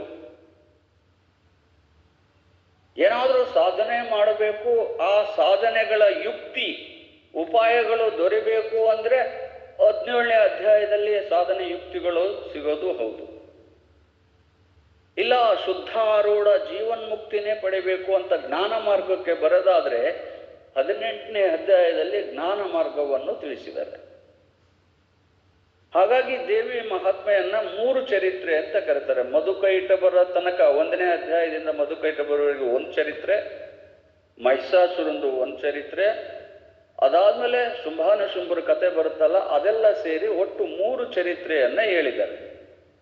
ಇನ್ನು 17ನೇ ಅಧ್ಯಾಯ ಇರೋದು ಅದು ಕೇವಲ ಸಾಧನೆ ಮತ್ತು ಮೂರ್ತಿಗಳ ಧ್ಯಾನ ಮಾಡೋದು, ಉಪಾಸನೆ ಮಾಡೋದನ್ನೆಲ್ಲ 17ನೇ ಅಧ್ಯಾಯದಲ್ಲಿ ವಿವರಿಸಿದ್ದಾರೆ. ಅದು ಸಾಧನೆ. ಜೀವನ್ಮುಕ್ತಿಗೆ ಮಾತ್ರ 18ನೇ ಅಧ್ಯಾಯವನ್ನು ಮೀಸಲಾಗಿಟ್ಟಿದ್ದಾರೆ. ತುಂಬಾ ಸೊಗಸಾಗಿ ಜೀವನ್ಮುಕ್ತಿಯನ್ನ ಅದ್ರಾಗ ಹೇಳ್ತಾರೆ. ಅಂದ್ರೆ ಈ ಕತೆ ಪ್ರಾರಂಭ ಆಗಿರೋದು ಭಕ್ತಿಯಿಂದ ಜೀವನ್ಮುಕ್ತಿವರೆಗೂ ತಗೊಂಡೋಗುತ್ತೆ ಈ ಕಥಾವಸ್ತು ಅನ್ನೋದು ಜನಕ್ಕೆ ಗೊತ್ತಿರಬೇಕು. ಅದರಲ್ಲಿ ಎಲ್ಲ ಪ್ರಕರಣ ಗ್ರಂಥಗಳನ್ನು ನಾವು ಗಮನಿಸಿದಾದ್ರೆ ಎಲ್ಲ ಮಹಾತ್ಮರು ಮೊದಲಿಗೆ ವಸ್ತು ನಿರ್ದೇಶನವನ್ನ ಮಾಡ್ತಾರೆ. ವಸ್ತು ಅಂದ್ರೆ ಸದ್ವಸ್ತು ಹೇಗಿದೆ, ಸದ್ವಸ್ತು ಅಂದ್ರೆ ಏನಂತ ಉಪಕ್ರಮ ಉಪಸಂಹಾರವನ್ನು ಮಾಡ್ತಾರೆ. ಪ್ರಾರಂಭದಲ್ಲಿ ಆ ಸದ್ವಸ್ತುವನ್ನ ಪ್ರಾರ್ಥನೆ ಮಾಡ್ತಾರೆ. ಅಂಥ ಪ್ರಾರ್ಥನೆ ನೀವು ಪೀಠಿಕಾ ಅಧ್ಯಾಯದಲ್ಲಿ ಮೊದಲಿಗೆ ಗುರುತಿಸ್ತೀರಿ. ಒಂದು, ಆ ಮಂಗಳಾಚರಣೆ ಏನಿದೆ ಪ್ರಾರಂಭದಲ್ಲಿ, ಅದು ಒಂದನೇದು ವಸ್ತು ನಿರ್ದೇಶನ ಮಂಗಳಾಚರಣೆ ಅದರಲ್ಲಿದೆ. ಎರಡನೇದು ಆಶೀರ್ವಾದ ರೂಪದ ಮಂಗಳಾಚರಣೆ ಅದರಲ್ಲೇ ಇದೆ. ಮೂರನೇದು ನಮಸ್ಕಾರ ರೂಪದ ಮಂಗಳಾಚರಣೆನೂ ಕೂಡ ಅದರಲ್ಲೇ ಸಿಕ್ಕುತ್ತೆ ಪೀಠಿಕಾ ಅಧ್ಯಾಯದಲ್ಲಿ. ಬ್ರಹ್ಮವಸ್ತುವಿನ ನಿರೂಪಣೆ ರೂಪದ ಮಂಗಳಾಚರಣೆ ಅಲ್ಲಿ ಪರಮಪರತರ ಅಂತ ಹೇಳಿ ಬಂದಾಗ, ಗುರುವನ್ನ ಸ್ಮರಣೆ ಮಾಡ್ತಾ ತನ್ನ ಗುರು ಪರಂಪರೆಯನ್ನ ಹೇಳ್ಕೊಳ್ತಾರೆ. ಶಿವಾನಂದ ರಾಜಯೋಗಿಯಿಂದ ಚಿದಾನಂದರು, ಚಿದಾನಂದರ ಶಿಷ್ಯನೇ ನಾನು ಅವಧೂತ, ಚಿದಾನಂದ ಅವಧೂತ ಅಂತೇಳಿ ಗುರು ಪರಂಪರೆಯನ್ನ ಹೇಳಿ ಗುರುಮಾಳ್ಕೆಮಗೆ ಮಂಗಳವ ಅನ್ನೋದ್ರಲ್ಲಿ ಅವರಿಂದ ಆಶೀರ್ವಾದವನ್ನ ಪಡಿತಾರೆ. ಸ್ಮರಣೆ ಮಾಡೋದ್ರ ಜೊತೆಗೆ ಅವರ ಆಶೀರ್ವಾದವನ್ನು ಪಡಿತಾರೆ. ಇನ್ನು ಎರಡನೇ ರೂಪದ ಮಂಗಳಾಚರಣೆ ಅಂದ್ರೆ ನಮಸ್ಕಾರ ರೂಪದ ಮಂಗಳಾಚರಣೆ. ನಾನು ಆ ಪರವಸ್ತುವಿಗೆ ಮತ್ತು ಗುರುವನ್ನು ಬೇರೆ ಬೇರೆಯಾಗಿ ಕಾಣಲ್ಲ, ಅಭೇದವಾಗಿ ಕಾಣ್ತಾ ಅವರಿಗೆ ಶರಣು ಮಾಡ್ತೀನಿ. ಶರಣ ಅಂದ್ರೆ ಯಾರು ಅಂತ ಅವರು ಹೇಳ್ತಾರೆ. ಆಸೆಯ ತೊರೆದಾತ ಶರಣ, ತೃಷೆಯ ಜರಿದಾತ ಶರಣ, ವಾಸನೆಯ ಬಿಟ್ಟಾತ ಶರಣ. ಅಂದ್ರೆ ಕಾಮವ ಸುಟ್ಟಾತ ಶರಣ, ಭಾಮೆಯ ಬಿಟ್ಟಾತ ಶರಣ, ಶರಣ ಹೇಮವ ತೊರೆದಾತ ಶರಣ ಅಂತ ಹೇಳಿ. ಕಾಮ, ಹೇಮ, ಭಾಮೆ ಯಾರು ಈ ಮೂರನ್ನು ತೊರೆದಿರ್ತಾರೋ, ಬಿಟ್ಟಿರ್ತಾರೋ ಅವರು ನಿಜವಾದ ಶರಣ. ಅಂತ ಶರಣರನ್ನ ರಕ್ಷಣೆ ಮಾಡೋ ನಮ್ಮ ಗುರು ಅಂತ ಹೇಳಿ ಹೇಳ್ತಾರೆ. ಹೀಗೆ ಶರಣ ಆಗ್ಬೇಕಾದ್ರೆ ಹೇಮವ ತೊರೆದಾತ, ಕಾಮವ ಜರಿದಾತ, ಭಾಮೆಯ ಬಿಟ್ಟಾತ ಅಂತ ಹೇಳಿ 3 ಗುಣಗಳನ್ನ ಶರಣರಲ್ಲಿ ಗುರುತಿಸಿ ಅವನೇ ನಿಜವಾದ ಶಿಷ್ಯ, ಅವನೇ ಮುಮುಕ್ಷು ಅಂತೇಳಿ ಗುರುತಿಸ್ತಕ್ಕಂಥ ಒಂದು ಅವರು ನಮಸ್ಕಾರ ಮಾಡೋಕ್ಕೆ ಯೋಗ್ಯರು. ಅವರಿಂದ ನಮಸ್ಕಾರ ರೂಪದ ಮಂಗಳಾಚರಣೆಯನ್ನ ಈ ದೇವಿ ಮಹಾತ್ಮೆಯಲ್ಲಿ ಮೊದಲನೇ ಷಟ್ಪದಿಯಲ್ಲಿ ನೀವೆಲ್ಲರೂ ಕಾಣ್ಬೋದು. ಇದು ಕೆಲವರು ವಿದ್ವಾಂಸರಲ್ಲಿ ಕೇಳಿರೋದು, ದೇವಿ ಮಹಾತ್ಮ ಅಂದ್ರೆ ಅದೊಂದು ತಂತ್ರಶಾಸ್ತ್ರ, ಅದರಲ್ಲಿ ದೇವಿಯ ನಾನಾ ಲೀಲೆಗಳನ್ನು ಕೊಂಡಾಡಿದೆ ಅಂತ ಹೇಳೋದು ಇದೆ. ಇದು ಕೆಲವರು ಸಾಧಕರು ಇಲ್ಲ ಅದು ಮೋಕ್ಷಶಾಸ್ತ್ರ ಅಂತ ವಾದ ಮಾಡಿದವರು ಇದ್ದಾರೆ. ಒಟ್ಟಾರೆ ದೇವಿ ಮಹಾತ್ಮೆ ಅಂತಂದ್ರೆ ಅದು ತಂತ್ರಶಾಸ್ತ್ರವೂ ಹೌದು, ಅದು ಮೋಕ್ಷಶಾಸ್ತ್ರವೂ ಹೌದು ಅಂಥೇಳಿ ನಾವು ಗಮನಿಸ್ಬೋದು. ಈ ಚಿದಾನಂದರ ಬಗ್ಗೆ ಯಾಕೆ ನನಗೆ ಸಂಶಯ ಅಂತ ಆರಂಭದಲ್ಲಿ ಹೇಳಿದೆ ಅಂದ್ರೆ, ಅವರು ನಿರ್ಗುಣಾರಾಧನೆಯ ತುದಿಗೆ ಹೋಗಿ ಜ್ಞಾನ ಸಿಂಧು ಗ್ರಂಥವನ್ನ ಜಗತ್ತಿಗೆ ಕೊಟ್ಟವರು, ನಿರ್ಗುಣೋಪಾಸನೆ ಮಾಡಿದವರು. ಅಂಥವರು ಸಗುಣೋಪಾಸನೆಯ ದೇವಾಲಯ, ದೇವ ಮಂದಿರ, ಬಗಳೆ ಚಕ್ರ, ಯಂತ್ರ ಮಂತ್ರ ಅಲ್ಲೆಲ್ಲ ತಂತ್ರವನ್ನು ಉಪಯೋಗಿಸ್ಕೊಳ್ತಾರೆ. ಇದನ್ನು ನೋಡಿದ್ರೆ ಅನ್ಸುತ್ತೆ ಅವರು ಸಗುಣೋಪಾಸಕರು ಹೌದು, ನಿರ್ಗುಣೋಪಾಸಕರು ಹೌದು, ಎರಡನ್ನ ಸಮನ್ವಯ ಮಾಡಿಕೊಂಡಿದ್ದಾರೆ ಅಂತ ಹೇಳಿ. ಅವರು ಬೇರೆ ಆಧ್ಯಾತ್ಮ ಶತಕ ಗ್ರಂಥವನ್ನ ಓದಿದರೆ ಅಥವಾ ಚೌಪದಿಯನ್ನ ಓದಿದರೆ ಚಿದಾನಂದ ಲಹರಿಯಾಗಿ ಹೇಳ್ತಾರೆ. ಗುಡಿ, ಗೋಪುರ, ದೇವಾಲಯಗಳು ಇವು ಯಾಕೆ ಬೇಕು ಅಂದ್ರೆ, ಯಾವನೋ ಆಧ್ಯಾತ್ಮದಲ್ಲಿ ಕನಿಷ್ಠ ಅಧಿಕಾರಿ ಇರ್ತಾನೋ, ಮಂದಾಧಿಕಾರಿ ಇರ್ತಾನೋ, ಆ ಮಂದ ಮಧ್ಯಮ ಅಧಿಕಾರಿಗಳಿಗೆ ಈ ಗುಡಿ, ದೇವಾಲಯ, ಭೌತಿಕ ಕಟ್ಟಡಗಳು ಬೇಕಾಗತ್ತೆ. ಇದು ಸಗುಣಾರಾಧನೆ ಅಂತೇಳಿ ಪ್ರತೀಕೋಪಾಸನೆ ಅಂತ ಹೇಳಿ ಕರೀತಾರೆ. ಇನ್ನು ಯೋಗ, ಉಪಾಸನೆ, ಮಂತ್ರ, ತಂತ್ರ ಅದೆಲ್ಲ ಮಧ್ಯಮಾಧಿಕಾರಿಗಳಿಗೆ ಬೇಕಾಗುತ್ತೆ ಅಂತ ಹೇಳಿ ಅದನ್ನು ಹೇಳ್ತಾರೆ. ದೇವಿ ಮಹಾತ್ಮೆಗೆ ಅದು ಬರ್ತದೆ. ಜೀವನ್ಮುಕ್ತಿ ಅನ್ನೋದು ತತ್ವಮಸಿ ವಾಕ್ಯದಿಂದಲೇ ಅಪರೋಕ್ಷ ಜ್ಞಾನ ಆಗುತ್ತೆ ಅನ್ನೋದನ್ನ ಜೀವನ್ಮುಕ್ತಿಗೆ ತೋರಿಸ್ತಾರೆ. ಅದು ಉತ್ತಮ ಅಧಿಕಾರಿಗೆ. ಹೀಗೆ ತನ್ನ ಅಧಿಕಾರಿ ವರ್ಗಗಳನ್ನ 3 ಗುಂಪನ್ನ ಮಾಡಿ 3 ಗುಂಪಿಗೂ ಒಂದು ಪರಿಹಾರ ದೊರೆಯಬೇಕು ಅನ್ನೋದು ಈ ಚರಿತ್ರೆಯಲ್ಲಿ ನೀವು ಗುರುತಿಸಬಹುದು. ಅದರ ಅರ್ಥ ಚತುರ್ವಿಧ ಪುರುಷಾರ್ಥಗಳೇನಿದಾವೆ, ಧರ್ಮ, ಅರ್ಥ, ಕಾಮ, ಮೋಕ್ಷ ಅಂತ 4 ಏನಂತೀವಿ. ಈ ಧರ್ಮಾರ್ಥ ಕಾಮ ಮೋಕ್ಷಾದಿಗಳು, ಈ 4 ಪುರುಷಾರ್ಥಗಳು ಯಾರಿಗೆ ಏನೇನು ಬೇಕೋ, ಇಷ್ಟಾರ್ಥಗಳು ಬೇಕು, ಬಯಕೆಗಳು ಬೇಕು ಅನ್ನೋರು ಅವರು ಬಯಸಿ ಈ ದೇವಿ ಪುರಾಣವನ್ನು ಓದಿದ್ರೆ ಅವರ ಇಷ್ಟಾರ್ಥಗಳು ಈಡೇರ್ತವೆ ಅಂತ ಹೇಳಿ ಅವರಿಗೆ. ಇನ್ನು ಯಾರು ನಮಗೆ ಈ ಸಂಸಾರದ ವೈರಾಗ್ಯ ಬಂದಿದೆ, ನನಗೆ ಈ ಜಗತ್ತಿನ ಬಗ್ಗೆ ಜಿಗುಪ್ಸೆ ಆಗಿದೆ, ಈ ಸಂಸಾರ ಬೇಡ, ಜಗತ್ತು ಬೇಡ, ನನಗೆ ಕೇವಲ ಮೋಕ್ಷ ಬೇಕು ಅಂತ ಸಾಯುಜ್ಯ ಪದವಿ ಯಾರು ಕೇಳ್ತಾರೆ, ಕೇವಲ ಮೋಕ್ಷ ಕೈವಲ್ಯವನ್ನ, ಅವರಿಗೆ ಜೀವನ್ಮುಕ್ತಿ ಅಧ್ಯಾಯವನ್ನ ಹೇಳಿದ್ದಾರೆ. ಅಂದ್ರೆ ಸಾಯುಜ್ಯ ಪದವಿ ದೊರೆಯೋದು, ಅದರ ಲಕ್ಷಣ, ಅದಕ್ಕೆ ಸಾಧನೆ ಎಲ್ಲ ಜೀವನ್ಮುಕ್ತಿ ಅಧ್ಯಾಯದಲ್ಲಿ 18ರಲ್ಲಿ ನಾವು ಕಾಣ್ಬೋದು. ಇನ್ನು ಉಳಿದ ಧರ್ಮ, ಅರ್ಥ, ಕಾಮ 3 ಏನಿದಾವೆ, ಈ 3 ಪುರುಷಾರ್ಥಗಳ ಸಾಧನೆಗೆ ನಾವು ಉಳಿದ 17 ಅಧ್ಯಾಯಗಳನ್ನು ಬಳಕೆ ಮಾಡ್ಕೋಬಹುದು. ಹಾಗಾಗಿ ಇದು 4 ಪುರುಷಾರ್ಥಕ್ಕೆ ಸೂಕ್ತವಾದ ಒಂದು ಗ್ರಂಥ. ಇದು ಮಂದಮತಿಗಳಿಗೂ ಶ್ರೇಷ್ಠವಾಗಿದೆ, ಭಕ್ತಗ್ರೇಸರಿಗೂ ಶ್ರೇಷ್ಠವಾಗಿದೆ, ಯೋಗೀಶ್ವರ ಯೋಗ ಸಾಧಕರಿಗೂ ಕೂಡ ಪ್ರೇಮವುಳ್ಳದ್ದು, ಅದಕ್ಕೂ ಕೂಡ ಅನುಕೂಲ ಆಗುವಂತಹ ಗ್ರಂಥ.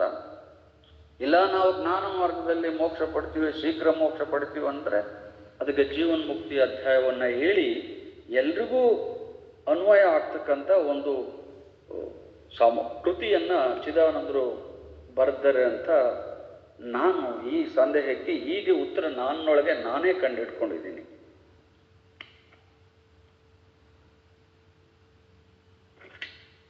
ಹೀಗೆ ದೇವಿ ಮಹಾತ್ಮೆಯ ಬಗ್ಗೆ 2 ಪರಿಚಯಾತ್ಮಕ ಮಾತುಗಳನ್ನೇ ಯಾಕೆ ಹೇಳಿದ ಅಂತಂದ್ರೆ, ಈ ಮಹಾಲಯ ಅಮಾವಾಸ್ಯದಿಂದ ನವರಾತ್ರಿ ಆದಮೇಲೆ ಇವೆಲ್ಲವೂ ಚರ್ಚೆಗೆ ಬರ್ಬೋದು. 9 ದಿನಗಳ ಕಾಲ ದೇವಿ ಮಹಾತ್ಮೆ ಓದುವಾಗ ಜನಗಳಿಗೆ ಈ ಪ್ರಸ್ತಾಪಗಳು ಒಂದು ಪರಿಚಯಾತ್ಮಕ ವಿವರಗಳು ಬೇಕಾಗುತ್ತೆ ಅಂತ ನಾನು ಭಾವಿಸಿ ಹೇಳಿದ್ದೀನಿ. ದಯಮಾಡಿ ತಪ್ಪು ತಿಳ್ಕೊಬೇಡಿ, ಇದು ಬೇಕಾಗ್ಬೋದು ಅಂತ ನಾನು ಅಂದ್ಕೊಂಡಿದ್ದೀನಿ, ನಿಮ್ಮ ಮುಂದೆ ಇಟ್ಟಿದ್ದೀನಿ. ಹೇಗೆ ಯಾರ್ಯಾರಿಗೆ ಏನು ಬೇಕೋ ಅದನ್ನು ಸ್ವೀಕರಿಸಬಹುದು. ಇದೆಲ್ಲ ಆದಮೇಲೆ ಚಿದಾನಂದರ ಜೀವನ ಚರಿತ್ರೆಯನ್ನು ಗಮನಿಸಿದಾಗ ಅವರೊಂದು ಸ್ವತಂತ್ರ ಕಟ್ಟಳೆಯನ್ನೇ, ಒಂದು ಸ್ವತಂತ್ರ ಸಂಪ್ರದಾಯವನ್ನೇ ಪ್ರತಿಷ್ಠಾಪನೆ ಮಾಡಿದೆ ಅನ್ನೋ ಅನಿಸುತ್ತೆ. ಬೇರೆ ಎಲ್ಲ ಸಂಪ್ರದಾಯವಾಗಿ ಹರಿದು ಬಂದಂಥ ಎಲ್ಲ ಕಟ್ಟಳೆಗಳನ್ನ, ನಿಯಮಗಳನ್ನ ಮೀರಿದ ಒಂದು ಸ್ವತಂತ್ರ ಕಟ್ಟಳೆಯನ್ನು ಇವರೇ ಪ್ರತಿಷ್ಠಾಪನೆ ಮಾಡಿದ್ದು ಈ ಜ್ಞಾನಸಿಂಧು ಓದುವಾಗ ಅನಿಸುತ್ತೆ. ಅಂಥ ಆಚಾರ್ಯರು ನಮಗೆ, ನಮ್ಮ ನಾಡಿಗೆ ದೊರೆತಿದ್ದೇ ನಮ್ಮ ಪುಣ್ಯ ಅಂತ ನಾನಾದರೂ ಭಾವಿಸ್ತೀನಿ. ಇನ್ನು ಈ ದೇವಿ ಮಹಾತ್ಮೆ, ಈ ಸಾಹಿತ್ಯವನ್ನು ನಾವೀಗೇನು ಗಮನಿಸಿದ್ವಿ, ಈ 3 ಚರಿತ್ರೆಗಳು ಅಂತ ಆದವು. ಈ 3 ಚರಿತ್ರೆಗಳಲ್ಲಿ ಕೆಲವೊಂದು ಸಂದೇಹಗಳು, ಯಾರ್ಯಾರು ದೇವಿ ಪುರಾಣ ಈಗ ಪಠಣ ಮಾಡ್ತಾ ಇದ್ದಾರೆ ಅಥವಾ ದೇವಿ ಮಹಾತ್ಮೆಯನ್ನ ಹೋಗಿ ಕುತ್ಕೊಂಡು ಕೇಳ್ತಾ ಇದ್ದಾರೆ, ಅವರಿಗೆ ಸಹಜವಾಗಿ ಈ ಸಂಶಯಗಳು ಬರಬಹುದು ಅಂತ ಅಂದ್ಕೊಂಡಿದ್ದೀನಿ. ಅದು ಏನಪ್ಪ ಅಂತಂದ್ರೆ,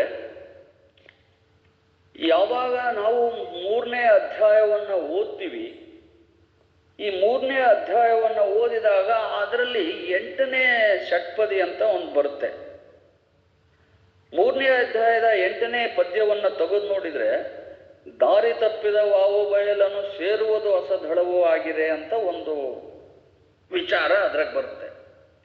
ಈ ತ್ರಿಮೂರ್ತಿಗಳು ಒಬ್ಬೊಬ್ಬರು ಒಂದೊಂದು ದೇಹವನ್ನ ನುಂಗುತ್ತಾರೆ ಅಥವಾ ಒಳಗೆ ಪ್ರವೇಶ ಮಾಡ್ತಾರೆ ಅಂತ ಬಂದ್ಬಿಟ್ಟಿದೆ. ಈ ಒಳಗೆ ಹೋದ ಮೇಲೆ ತ್ರಿಮೂರ್ತಿಗಳು ಎಲ್ಲರೂ ಗಮನ ಇಡಬೇಕು. 2ನೇ ಅಧ್ಯಾಯದಲ್ಲಿ ದೇವಿ ಸಾಕ್ಷಾತ್ಕಾರ ಆಗಿದೆ, ವರಪ್ರಸಾದವನ್ನು ಕೊಟ್ಟಿದ್ದಾಳೆ, ಸೃಷ್ಟಿ ಸ್ಥಿತಿ ಲಯ ಅಧಿಕಾರವನ್ನು ಆಕೆ ಕೊಟ್ಬಿಟ್ಟಿದ್ದಾಳೆ. ಹೀಗೆ ಆಕೆಯ ಸಾಕ್ಷಾತ್ಕಾರ ಆದಮೇಲೆ ದಾರಿ ತಪ್ಪಿದ್ವಿ ಅಂತ ಹೇಳ್ತಾರಲ್ಲ, ಹೇಗೆ ಸಾಧ್ಯ ಆಯಿತು ಒಳಗೆ ದಾರಿ ತಪ್ಪೋದಕ್ಕೆ? ಅದ್ರಾಗೆ ಹಣೆಯಲ್ಲಿ ಬಂದವನು ಶಿವನು, ಅಧೋದ್ವಾರದಲ್ಲಿ ಹೊರಟವನು ವಿಷ್ಣು ಅಂತ ಪ್ರಸ್ತಾಪ ಬರುತ್ತೆ. ಇದಕ್ಕೆ ಸರಿಯಾದ ಸಮಂಜಸವಾಗಿ ಇದನ್ನು ಅರ್ಥೈಸೋದು ಹೇಗೆ, ತಾತ್ಪರ್ಯ ಜನಗಳಿಗೆ ನೀಡೋದು ಹೇಗೆ ಅನ್ನೋದು ಗೊತ್ತಾಗ್ಲಿಲ್ಲ. ಯಾಕೆ ಒಬ್ಬ ಅಧೋದ್ವಾರದಲ್ಲಿ ಹೊರಟ, ಹೋಗಿದ್ದು ಮಾತ್ರ ಒಂದೇ ದ್ವಾರದಲ್ಲಿ, ವಾಪಸ್ಸು ಬರುವಾಗ ಮಾತ್ರ ವಿಷ್ಣು ಅಧೋದ್ವಾರದಲ್ಲಿ ಆಗ್ನೇಯ ಚಕ್ರ ಏದೋ ಹಣೆಯಲ್ಲಿ ಶಿವನು ಬಂದ್ಬಿಡ್ತಾನೆ. ಈ ಭೇದ ಅಲ್ಲಿ ಯಾಕೆ ತೋರಿಸಿದ್ದಾರೆ ಗೊತ್ತಾಗ್ಲಿಲ್ಲ. ಈ ಯಾರಾದ್ರೂ ಗೊತ್ತಿದ್ದವರು ಮುಂದೆ ಹೇಳ್ಬೋದೇನೋ, ಬಟ್ ನಾನು ಪ್ರಸ್ತಾಪ ಇಡ್ತಾ ಇದ್ದೀನಿ. ಇಂಥದ್ದೊಂದು ಸಂದೇಹ ಬರುವ ಒಂದು ಪ್ರಕರಣ ಅಲ್ಲಿದೆ. 3ನೇ ಅಧ್ಯಾಯದ 8ನೇ ಶ್ಲೋಕವನ್ನ ತಾವು ಗಮನಿಸಿದ್ರೆ, ಅದಾದ್ಮೇಲೆ 7ನೇ ಅಧ್ಯಾಯಕ್ಕೆ ಹೋದ್ರೆ ಅಲ್ಲಿ 10ನೇ ಶ್ಲೋಕ ಒಂದು ಬರುತ್ತೆ. ಒಡದಳು 42 ಬಾಣದಲ್ಲಿ ಅಂತ ಒಂದು ಪ್ರಸ್ತಾಪ ಬರುತ್ತೆ 7ನೇ ಅಧ್ಯಾಯದಲ್ಲಿ. ಬಿಡಾಲನ ಅಧ್ಯಾಯ ಓದುವಾಗ ಈ ಸಾಂಖ್ಯ ಸೂತ್ರದಲ್ಲಿ ಬರ್ತಕ್ಕಂಥ ಸಾಂಖ್ಯ ತತ್ವಗಳನ್ನ ದೇವಿ ಮಹಾತ್ಮೆಯಲ್ಲಿ ಅಳವಡಿಸಿದರಲ್ಲ, ಯಾಕೆ ಸಂಖ್ಯೆಗಳು ಬರ್ತಾ ಇದ್ದಾವೆ? ಈ 42 ಬಾಣಕ್ಕೆ ಏನಾದ್ರೂ ಲಕ್ಷಾರ್ಥ ಇದೆಯಾ, ಗೂಢಾರ್ಥ ಇದೆಯಾ? ಏನ್ ಸುಮ್ಮನೆ ಒಂದಾದ್ಮೇಲೆ ಒಂದು 42 ಬಾಣವನ್ನ ಬಿಟ್ಲೋ ಹೇಗೋ? ಬಹುತೇಕ ಜನ ದೇವಿ ಮಹಾತ್ಮೆಯನ್ನ ದೇಹದ ಮಹಾತ್ಮೆ ಅಂತಾರೆ, ಈ ದೇಹದಲ್ಲಿ 96 ತತ್ವಗಳಿದಾವೆ ಅಂತಾರೆ. ಹಾಗಾದ್ರೆ 42 ಯಾಕೆ ಬರೆದ್ರು? ಅದಕ್ಕೆ ನಾನು ಇದನ್ನ ಹುಡುಕಾಟ ಮಾಡಿದಾಗ 42 ಅಂತ ಅಲ್ಲಿ ಪ್ರಸ್ತಾಪ ಮಾಡಿರೋದಕ್ಕೆ ಒಂದು ಅರ್ಥ ಇದೆ ಅಂತ ಆಮೇಲೆ ಗೊತ್ತಾಯ್ತು. ಬೇರೆ ಬೇರೆ ಗ್ರಂಥಗಳನ್ನ ಶೋಧನೆ ಮಾಡಿದಾಗ ಆ 42ಕ್ಕೆ ಅರ್ಥ 14 ದೇವತೆಗಳು, 14 ಇಂದ್ರಿಯಗಳು, ದಶೇಂದ್ರಿಯ ಪ್ಲಸ್ 4 ಅಂತಃಕರಣ, ಈ ಅಂತಃಕರಣ ಸೇರಿ 14 ಆಗ್ಬಿಡ್ತದೆ. 14 ದೇವತೆ, ಅಧಿದೇವತೆಗಳು, 14 ಇಂದ್ರಿಯಗಳು, 14 ವ್ಯಾಪಾರ ಅಂದ್ರೆ ವೃತ್ತಿಗಳು. ಇವು 14 + 14 + 14 ಸೇರಿ 42 ಆಗುತ್ತೆ. ಈ 42 ಬಾಣಗಳಿಂದ ಒಡೆದ್ರೆ ಆಗ ಆ 42 ತತ್ವಗಳೇನಿದಾವೆ ಅವು ಶಮನ ಆಗ್ತವೆ ಅಂತ ಹೇಳಿ ಯಾರೋ ಒಬ್ರು ಹಿರಿಯರು ಹೇಳಿದ್ರು. ಹಾಗಾಗಿ ಅಲ್ಲಿ 42ರ ಸಂಖ್ಯೆಯ ಪ್ರಯೋಗಕ್ಕೆ ಸರಿಯಾಗಿ ದೇವಿ ಮಹಾತ್ಮೆ ಅಲ್ಲಿ ಹೊಂದಾಣಿಕೆ ಆಗುತ್ತೆ ಅಂತ ನಾನು ನಿಮ್ಮ ಮುಂದೆ ಇಡ್ತಾ ಇದ್ದೀನಿ. ಇದಾದ್ಮೇಲೆ ತಾವು ಏನಾದರೂ ದೇವಿ ಮಹಾತ್ಮೆಯಲ್ಲಿ 8ನೇ ಅಧ್ಯಾಯಕ್ಕೆ ಹೋದ್ರೆ ಮಹಿಷಾಸುರ ವಧೆ ಆಗೋದು, ಅದರಲ್ಲಿ 15ನೇ ಶ್ಲೋಕ ತೆಗೆದುಕೊಳ್ಳಿ. ಆ 15ನೇ ಶ್ಲೋಕದಲ್ಲಿ ಅದು ಹೇಳುತ್ತೆ, ದೇವಿ ಮಹಾತ್ಮನಲ್ಲಿ 15ನೇ ಶ್ಲೋಕ ಅಂತಂದ್ರೆ, ಒಂದು ನಿಮಿಷ. ಮತ್ತೆ ಕೊಂಡನು ಚರ್ಮ ಖಡ್ಗವ, ಒತ್ತಿದನು ಪರದೇವಿಯನು, 50 ಹೆಜ್ಜೆ ಹಿಂದಕ್ಕಿಡಿಸಿದ ಕುಬುಬಿಕ್ಕಿ ದೇವಿಯನು ಅಂತ ಬರುತ್ತೆ. ಈ 50 ಹೆಜ್ಜೆಗೆ ಏನಿದೆ ಸಂಕೇತ, ಅದ್ರ ಗೂಢಾರ್ಥ ಏನು, ಅದರ ತಾತ್ಪರ್ಯ ಏನು, ಅದು ಹೇಗೆ ದೇವಿ ಅನ್ನೋಳು 50 ಹೆಜ್ಜೆ ಹಿಂದಕ್ಕೆ ಹೋಗ್ಬಿಟ್ಲಂತೆ ಮಹಿಷಾಸುರನ ದರ್ಪಕ್ಕೆ. ಈ 50 ಹೆಜ್ಜೆಗಳಾದ್ರೂ ಏನನ್ನ ಸಂಕೇತಿಸ್ತವೆ ಅನ್ನೋದು ಒಂದು ಪ್ರಶ್ನೆ ಬರುತ್ತೆ. ಈ 50 ಹೆಜ್ಜೆಗಳನ್ನ ಇಡೋದಕ್ಕೂ ಒಂದು ಅರ್ಥ ಇದೆ. ಈ ವಿಶ್ವ ರಚನೆ ಆಗಿದೆಯಲ್ಲ, ಈ ವಿಶ್ವ ರಚನೆಗೆ 50 ಭೇದಗಳಿಂದ ರಚನೆ ಆಗಿದೆ. ಒಟ್ಟಾರೆ ಈ ವಿಶ್ವವನ್ನು ನೋಡಿದ್ರೆ ಅದರೊಳಗೆ 50 ಭೇದಗಳಿದಾವೆ ಅಂತ ಅಲ್ಲಿ ಹೇಳುತ್ತೆ. ಆ 50 ಭೇದಗಳು ಯಾವ್ಯಾವು ಅಂತಂದ್ರೆ, ಇವರು ರಾಕ್ಷಸ ಗುಣದವರಿಗೆ ತೋರಿಸಿದರಲ್ಲಿ 28 ಬಾಹ್ಯ ಶಕ್ತಿಗಳು. ಆ 28 ಅಂದ್ರೆ ಬಾಹ್ಯ ಶಕ್ತಿಗಳು 9, ಆಂತರ್ಯ ಶಕ್ತಿಗಳು 9, ಉಭಯ ಶಕ್ತಿಗಳು 10. ಒಟ್ಟಾರೆ 28 ಶಕ್ತಿಪೀಠಗಳು. ಅಂದ್ರೆ ಈ ದೇಹದಲ್ಲೂ ಕೂಡ 28 ಶಕ್ತಿಪೀಠಗಳಿದಾವೆ. ಆ ಪೀಠಗಳು 28, ಬಾಹ್ಯ 9, ಆಂತರ್ಯದ 9, ಉಭಯದಲ್ಲಿ 10, 28. ವಿಪರ್ಯ ಅಥವಾ ಭ್ರಮೆಗಳು 5, ತುಷ್ಟಿಗಳು 9, ಸಿದ್ಧಿಗಳು 8. ಇವಷ್ಟನ್ನು ಕೂಡಿದ್ರೆ 50 ಭೇದಗಳಾಗ್ತವೆ. ವಿಶ್ವ ರಚನೆಗೆ ಬೇಕಾಗಿತ್ತು. ವಿಶ್ವ ರಚನೆ ಆಗಿರೋದು 50 ಭೇದಗಳು. ಅಂದ್ರೆ ಒಂದು ಸೈಕಲ್ಗೆ ಕಡ್ಡಿಗಳಿರ್ತಾವಲ್ಲ 50, ಆ ತರ ಕಡ್ಡಿ ಇದ್ದಂಗೆ ವಿಶ್ವ ರಚನೆಗೆ 50 ಭೇದಗಳಿದ್ದಾವೆ. ಈ 50 ಭೇದಗಳು ಪ್ರಕೃತಿಯವು. ಈ ಪ್ರಕೃತಿ ಸಾಧನೆ ಮಾಡಿದಂತ ಮಹಿಷಾಸುರ ಅದರ 100ಕ್ಕೆ 100ರಷ್ಟು ಬಲವನ್ನು ಉಪಯೋಗಿಸಿ, ಅಂದ್ರೆ ಇವನು ಅವಿದ್ಯೆ, ಮಹಿಷಾಸುರ ಅಂದ್ರೆ ಮೋಹ, ಅವಿದ್ಯೆ ಅಂತೇಳಿ, ದರ್ಪ, ಮದ, ಕೋಣ ಇದ್ದಂಗೆ. ಹಾಗಾಗಿ ಆ ವಿದ್ಯೆ ಬಲ್ಲಂಥವರು, ಜ್ಞಾನಿಗಳಾದಂಥವರು ಪರ ವಸ್ತು ಆದದ್ದು 50 ಹೆಜ್ಜೆ ಹಿಂದಕ್ಕೆ ಸರಿತು. ಅಂದ್ರೆ ವಿದ್ಯೆಗೂ 50 ಹೆಜ್ಜೆ ಇದಾವೆ, ಇವನಿಗೂ ಕೂಡ 50 ಹೆಜ್ಜೆ ಮುಂದಕ್ಕೆ ಇಡ್ತಾನೆ. ಅಂದ್ರೆ ಇವನ 50 ಹೆಜ್ಜೆ ಬೇರೆ. ಹಾಗಾಗಿ ಈ 28 ಶಕ್ತಿ, 5 ಭ್ರಮೆ, 9 ತುಷ್ಟಿಗಳು, 8 ಸಿದ್ಧಿಗಳು, ಈ ಭೇದಗಳನ್ನ ಬಳಸ್ಕೊಂಡು ಅವನು 50 ಹೆಜ್ಜೆ ಹಿಂದಕ್ಕೆ ಇಡಿಸಿದ ಅಂತ ಅದರಲ್ಲಿ ಬರುತ್ತೆ. ಮತ್ತೆ ದೇವಿ ಮಹಾತ್ಮನಲ್ಲಿ 300 ಬಾರಿ ಸುತ್ತಿದನು ದೇವಿಯನು ಅಂತ. ಈ 300 ಸಂಖ್ಯೆಗೆ ಏನರ್ಥ ದೇವಿ ಮಹಾತ್ಮೆಗೆ? ಯಾಕೆ 300 ಅಂತ ಚಿದಾನಂದರು ಅಲ್ಲಿ ಇಟ್ಟುಬಿಟ್ಟಿದ್ದಾರೆ ಅಂದ್ರೆ ಸಂಖ್ಯಾ ಶಾಸ್ತ್ರವನ್ನ ಸಾಕಷ್ಟು ಬಳಸಿದ್ದಾರೆ ದೇವಿ ಮಹಾತ್ಮೆಯಲ್ಲಿ. ಆ 300 ಸಲ ಸುತ್ತೋದಕ್ಕೆ ಏನ್ ಕಾರಣ ಅಂದ್ರೆ 300 ಬುದ್ಧಿ ಪ್ರತ್ಯಯಗಳಿದಾವೆ. ಬುದ್ಧಿ ತತ್ವದ ಭೇದಗಳೇನಿದಾವೆ ಅವು 300 ಇದಾವೆ. ಆ 300ನ್ನ ಹೆಂಗೆ ನೀವು ಗುಣಕಾರ ಮಾಡ್ತೀರಂದ್ರೆ, ಈಗಾಗಲೇ ನಾನು ಹೇಳಿದೆ ವಿಶ್ವ ರಚನೆಗೆ 50 ಭೇದಗಳಿದಾವೆ. ಆ 50 ಭೇದಗಳು 6 ಇಂದ್ರಿಯಗಳು ಅಂದ್ರೆ ಜ್ಞಾನೇಂದ್ರಿಯಗಳು 5, ಬುದ್ಧಿ 1 ಸೇರಿ 6 ಇಂದ್ರಿಯಗಳು, ಬುದ್ಧಿ ಅಥವಾ ಮನಸ್ಸು. 50 ಭೇದಗಳು ಇಂಟು 6ರಿಂದ ಗುಣಿಸಿದ್ರೆ 5 6 30, 300 ಬಾರಿ. ಅಂದ್ರೆ ಬುದ್ಧಿ ಬಲದಿಂದ ಅವನು ದೇವಿಯನ್ನ ಸುತ್ತಿದನೇ ಹೊರತು ಈ ದೇಹ ಬುದ್ಧಿಯನ್ನು ಹೊರತುಪಡಿಸಿ ದೇಹಾತೀತನಾಗಿ ಬುದ್ಧಿ ಅತೀತನಾದ ಶಕ್ತಿಯನ್ನ ಅವನು ಪಡೆದಿರ್ಲಿಲ್ಲ. ಹಾಗಾಗಿ 300 ಬಾರಿ ದೇವಿಯನ್ನ ಸುತ್ತಿದ ಅಂತ. ಈ ದೇಹದ ಅಂಗನ್ನ ಮೀರ್ಬೇಕಾದ್ರೆ, ಬುದ್ಧಿಯ ಪ್ರತ್ಯಯಗಳನ್ನ ಮೀರ್ಬೇಕಾದ್ರೆ ಅದಕ್ಕೆ ಸಾಧನೆ ಇರಬೇಕಾಗಿತ್ತು. ಆ ಬುದ್ಧಿ ಪ್ರತ್ಯಯನ್ನ ಮೀರೋದು ಗೊತ್ತಾಗ್ಲಿಲ್ಲ. ಹಾಗಾಗಿ 6 ಇಂದ್ರಿಯಗಳು ಕೆಲಸ ಕೊಟ್ಟ 50 ಭೇದಗಳನ್ನು ಉಪಯೋಗಿಸಿದ. ಅಂದ್ರೆ ಯುದ್ಧ ರಂಗದಲ್ಲಿ 50 ಭೇದಗಳನ್ನು ಉಪಯೋಗಿಸ್ತಾರೆ. 6 ಇಂದ್ರಿಯಗಳಿಗಷ್ಟೇ ಇಂದ್ರಿಯಾತೀತವಾದ ಶಕ್ತಿ ಹೊಂದಿದೆ, ಇಂದ್ರಿಯಾತೀತವಾದದ್ದು ಚೈತನ್ಯ ಹೊಂದಿದೆ. ಆ ಮಹಾಶಕ್ತಿಯನ್ನ ಇವನು ಅರ್ತಿರ್ಲಿಲ್ಲ. ಹಾಗಾಗಿ ಇವನು ಕೋಣ ಅಂತೇಳಿ ಅದಕ್ಕೆ 300 ಬಾರಿ ಸುತ್ತಿದನು ಅಂಥೇಳಿ ಒಂದು ಅರ್ಥ ಬರೋದು ಇನ್ನೊಂದು ಗ್ರಂಥದಲ್ಲಿ ನಾನು ನೋಡಿದ್ದು.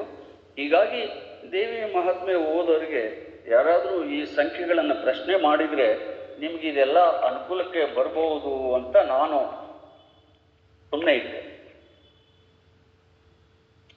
ಇದಾದ ಮೇಲೆ ದೇವಿ ಮಹಾತ್ಮೆ ಓದುಗರಿಗೆ ಬಹಳಷ್ಟು ಅಡ್ಡಿಪಡಿಸೋದು ಅಂತಂದ್ರೆ ಈ ಸೈನ್ಯದ ವರ್ಣನೆ ಒಂದು ಬಂದ್ಬಿಡುತ್ತೆ. ದೇವಿ ಮಹಾತ್ಮೆಯಲ್ಲಿ ಸೈನ್ಯ ವರ್ಣನೆ ಬರುತ್ತೆ. ಒಂದು ಕರ್ವ ಸೈನ್ಯ, ಒಂದು ಪದ್ಮ ಸೈನ್ಯ, ಒಂದು ಶಂಖ ಸೈನ್ಯ, ಅಕ್ಷೋಹಿಣಿ ಸೈನ್ಯ, ಹೀಗೆಲ್ಲ ಬರುತ್ತೆ. ಏನದು ಅಕ್ಷೋಹಿಣಿ ಸೈನ್ಯ ಅಂದ್ರೆ? ಅಕ್ಷೋಹಿಣಿ ಸೈನ್ಯಕ್ಕೆ ಸಂಖ್ಯೆ ಇಕ್ಕಿರ್ತವೆ. ನೀವು ನೋಡಿ, ಈಗ ಆರನೇ ಅಧ್ಯಾಯದಲ್ಲಿ ಚಿಕ್ಷುರ ಅಂತ ಬರ್ತಾರೆ. ಚಿಕ್ಷುರನಿಗೆ ಚಮೋಪತಿ ಅಂತ ಹೆಸರೈತೆ.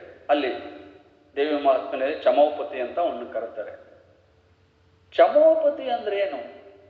ಇದೆಲ್ಲ ಸೈನ್ಯದ ಭಾಷೆ. ನಾನು ಹೇಳ್ತಿರೋದು ಮಿಲಿಟರಿ ಭಾಷೆ. ಇದು ಇಂದಿನ ಕುರುಕ್ಷೇತ್ರದಲ್ಲಿ ಹೆಂಗೆ ಅಕ್ಷೋಹಿಣಿ ಸೈನ್ಯ ಬಳಸಿದ್ರು ಆ ಭಾಷೆಯನ್ನ ಇಲ್ಲಿ ಬಳಸಿದ್ದಾರೆ ಅಂತ ನಾನು ಹೇಳೋದು. ಚಮೋಪತಿ ಅಂದ್ರೆ ಒಂದು ಅರ್ಥ ಇದೆ. ಯಾವುದೋ ಅರ್ಥದಿಂದಲೇ ಚಿದಾನಂದರಂತೂ ಬಳಸಿಲ್ಲ. ಆ ಚಮೋಪತಿಗೆ ಅರ್ಥ ನಾನು ಬೇರೆ ಬೇರೆ ಗ್ರಂಥಗಳನ್ನು ಓದಿ, ಈ ಹಳೆ ಕಾಲದ ಕುರುಕ್ಷೇತ್ರದ ಈ ಗ್ರಂಥಗಳನ್ನ ಸೈನ್ಯದ ಬಗ್ಗೆ ಅಭ್ಯಾಸ ಮಾಡಿದಾಗ ಸಿಕ್ಕಿದ್ದು, ಯಾರಿಗೆ 729 ರಥದ ಮಾಲೀಕ ಆಗಿರ್ತಾನೋ, ಯಾರು 729 ಆನೆಯನ್ನ ಹೊಂದಿರ್ತಾನೋ, ಯಾರು 2187 ಕುದುರೆಯನ್ನ ಇಟ್ಕೊಂಡಿರ್ತಾನೋ, ಯಾರ ಬೆಂಬಲಕ್ಕೆ 3645 ಕಾಲಾಳು ಸೈನಿಕರನ್ನ ಕೊಟ್ಟಿರ್ತಾರೋ, ಈ 4 ಅಂಗಗಳನ್ನ ಹೊಂದಿದವನೇ ಮಾಲೀಕನೇ, ಯಜಮಾನನೇ ಚಮೋಪತಿ ಅಂತ ಅವನ ಹೆಸರು. ಚಿಕ್ಷುರನಿಗೆ ಅದಕ್ಕೆ ಚಮೋಪತಿ ಅಂತ ಹೆಸರು ಬಂದಿದೆ. 4 ಅಂಗಗಳಿಗೆ ನಾವು ಯುದ್ಧದ ಭಾಷೆಯಲ್ಲಿ ಚದುರಂಗ ಅಂತ ಕರಿತೀವಿ. ಅಂದ್ರೆ ಒಂದು ರಥ ಇರಬೇಕು, ಒಂದು ಆನೆ ಇರಬೇಕು, 3 ಕುದುರೆಗಳಿರಬೇಕು, 5 ಕಾಲಾಗಳು ಇರಬೇಕು. ಹೀಗೆ 4 ವಿಭಾಗಗಳಿದ್ರೆ ಅದಕ್ಕೊಂದು ಪತ್ತಿ ಅಂತ ಹೆಸರು. ಪತ್ತಿ ಆದ ಮೇಲೆ ಸೇನಾಮುಖ, ಸೇನಾಮುಖ ಆದ್ಮೇಲೆ ಗುಲ್ಮ, ಗುಲ್ಮ ಆದ್ಮೇಲೆ ಗಣ, ಗಣ ಆದ್ಮೇಲೆ ವಾಹಿನಿ, ವಾಹಿನಿ ಆದ್ಮೇಲೆ ಪೃತನ, ಪೃತನ ಆದ್ಮೇಲೆ ಚಮ, ಚಮ ಆದ್ಮೇಲೆ ಚಮೋಪತಿ, ಚಮೋಪತಿ ಆದ್ಮೇಲೆ ಅನಿಕೇತನ, ಅನಿಕೇತನ ಆದ ಬಳಿಕ ಅಕ್ಷೋಹಿಣಿ ಅಂತ ಬರುತ್ತೆ. ಸೈನ್ಯದಲ್ಲಿ ಇದು ಗಣನೆ ಮಾಡೋ ಲೆಕ್ಕಾಚಾರ. ಹೀಗೆ ಅಕ್ಷೋಹಿಣಿ ಸೈನ್ಯ ಅನ್ನೋದೇನು ಅಂತ ಒಂದು ಪ್ರಶ್ನೆನೂ ಬರುತ್ತೆ. ಆಗ ಅಕ್ಷೋಹಿಣಿ ಸೈನ್ಯಕ್ಕೆ ನಾವು ಏನು ಉತ್ತರ ಕೊಡಬೇಕು ಅಂದ್ರೆ, 21,870 ರಥಗಳಿರಬೇಕು, 21,870 ಆನೆಗಳಿರಬೇಕು, 65,610 ಕುದುರೆಗಳಿರಬೇಕು, 1,09,350 ಕಾಲಾಳು ಸೈನಿಕರನ್ನ ಹೊಂದಿದ್ರೆ ಅದರ ಯಜಮಾನನೇ ಅವನೇ ಅಕ್ಷೋಹಿಣಿ ಸೈನ್ಯ ಹೊಂದಿದವನು ಅಂತ ಅರ್ಥ. ಇದಕ್ಕೆ ಅಕ್ಷೋಹಿಣಿ ಸೈನ್ಯ ಅಂತ ಕರೀತಾರೆ. ಹೀಗೆ ಮಹಾಭಾರತದಲ್ಲಿ ಪಾಂಡವರ ಕಡೆ 7 ಅಕ್ಷೋಹಿಣಿ ಸೈನ್ಯ, ಕೌರವರ ಕಡೆ 11 ಅಕ್ಷೋಹಿಣಿ, ಒಟ್ಟಾರೆ 18 ಅಕ್ಷೋಹಿಣಿ ಸೈನ್ಯ ಅಂತ ಬರುತ್ತೆ. ಈ ಅಕ್ಷೋಹಿಣಿ ಅನ್ನೋದು ಈ ಸೈನ್ಯದ ಲೆಕ್ಕಾಚಾರದಲ್ಲಿ ಬರುತ್ತೆ. ಆಗ ನೀವು ಅಕ್ಷೋಹಿಣಿ ಅಂದ್ರೇನು, ಚಮೋಪತಿ ಅಂದ್ರೇನು ಎಂಬ ಪದಗಳಿಗೆ ಚಿದಾನಂದರು ಏನು ಅರ್ಥ ಇಟ್ಟಿದ್ದಾರೆ ಅನ್ನೋದು ಇದನ್ನು ನೋಡಿದಾಗ ಗೊತ್ತಾಗುತ್ತೆ.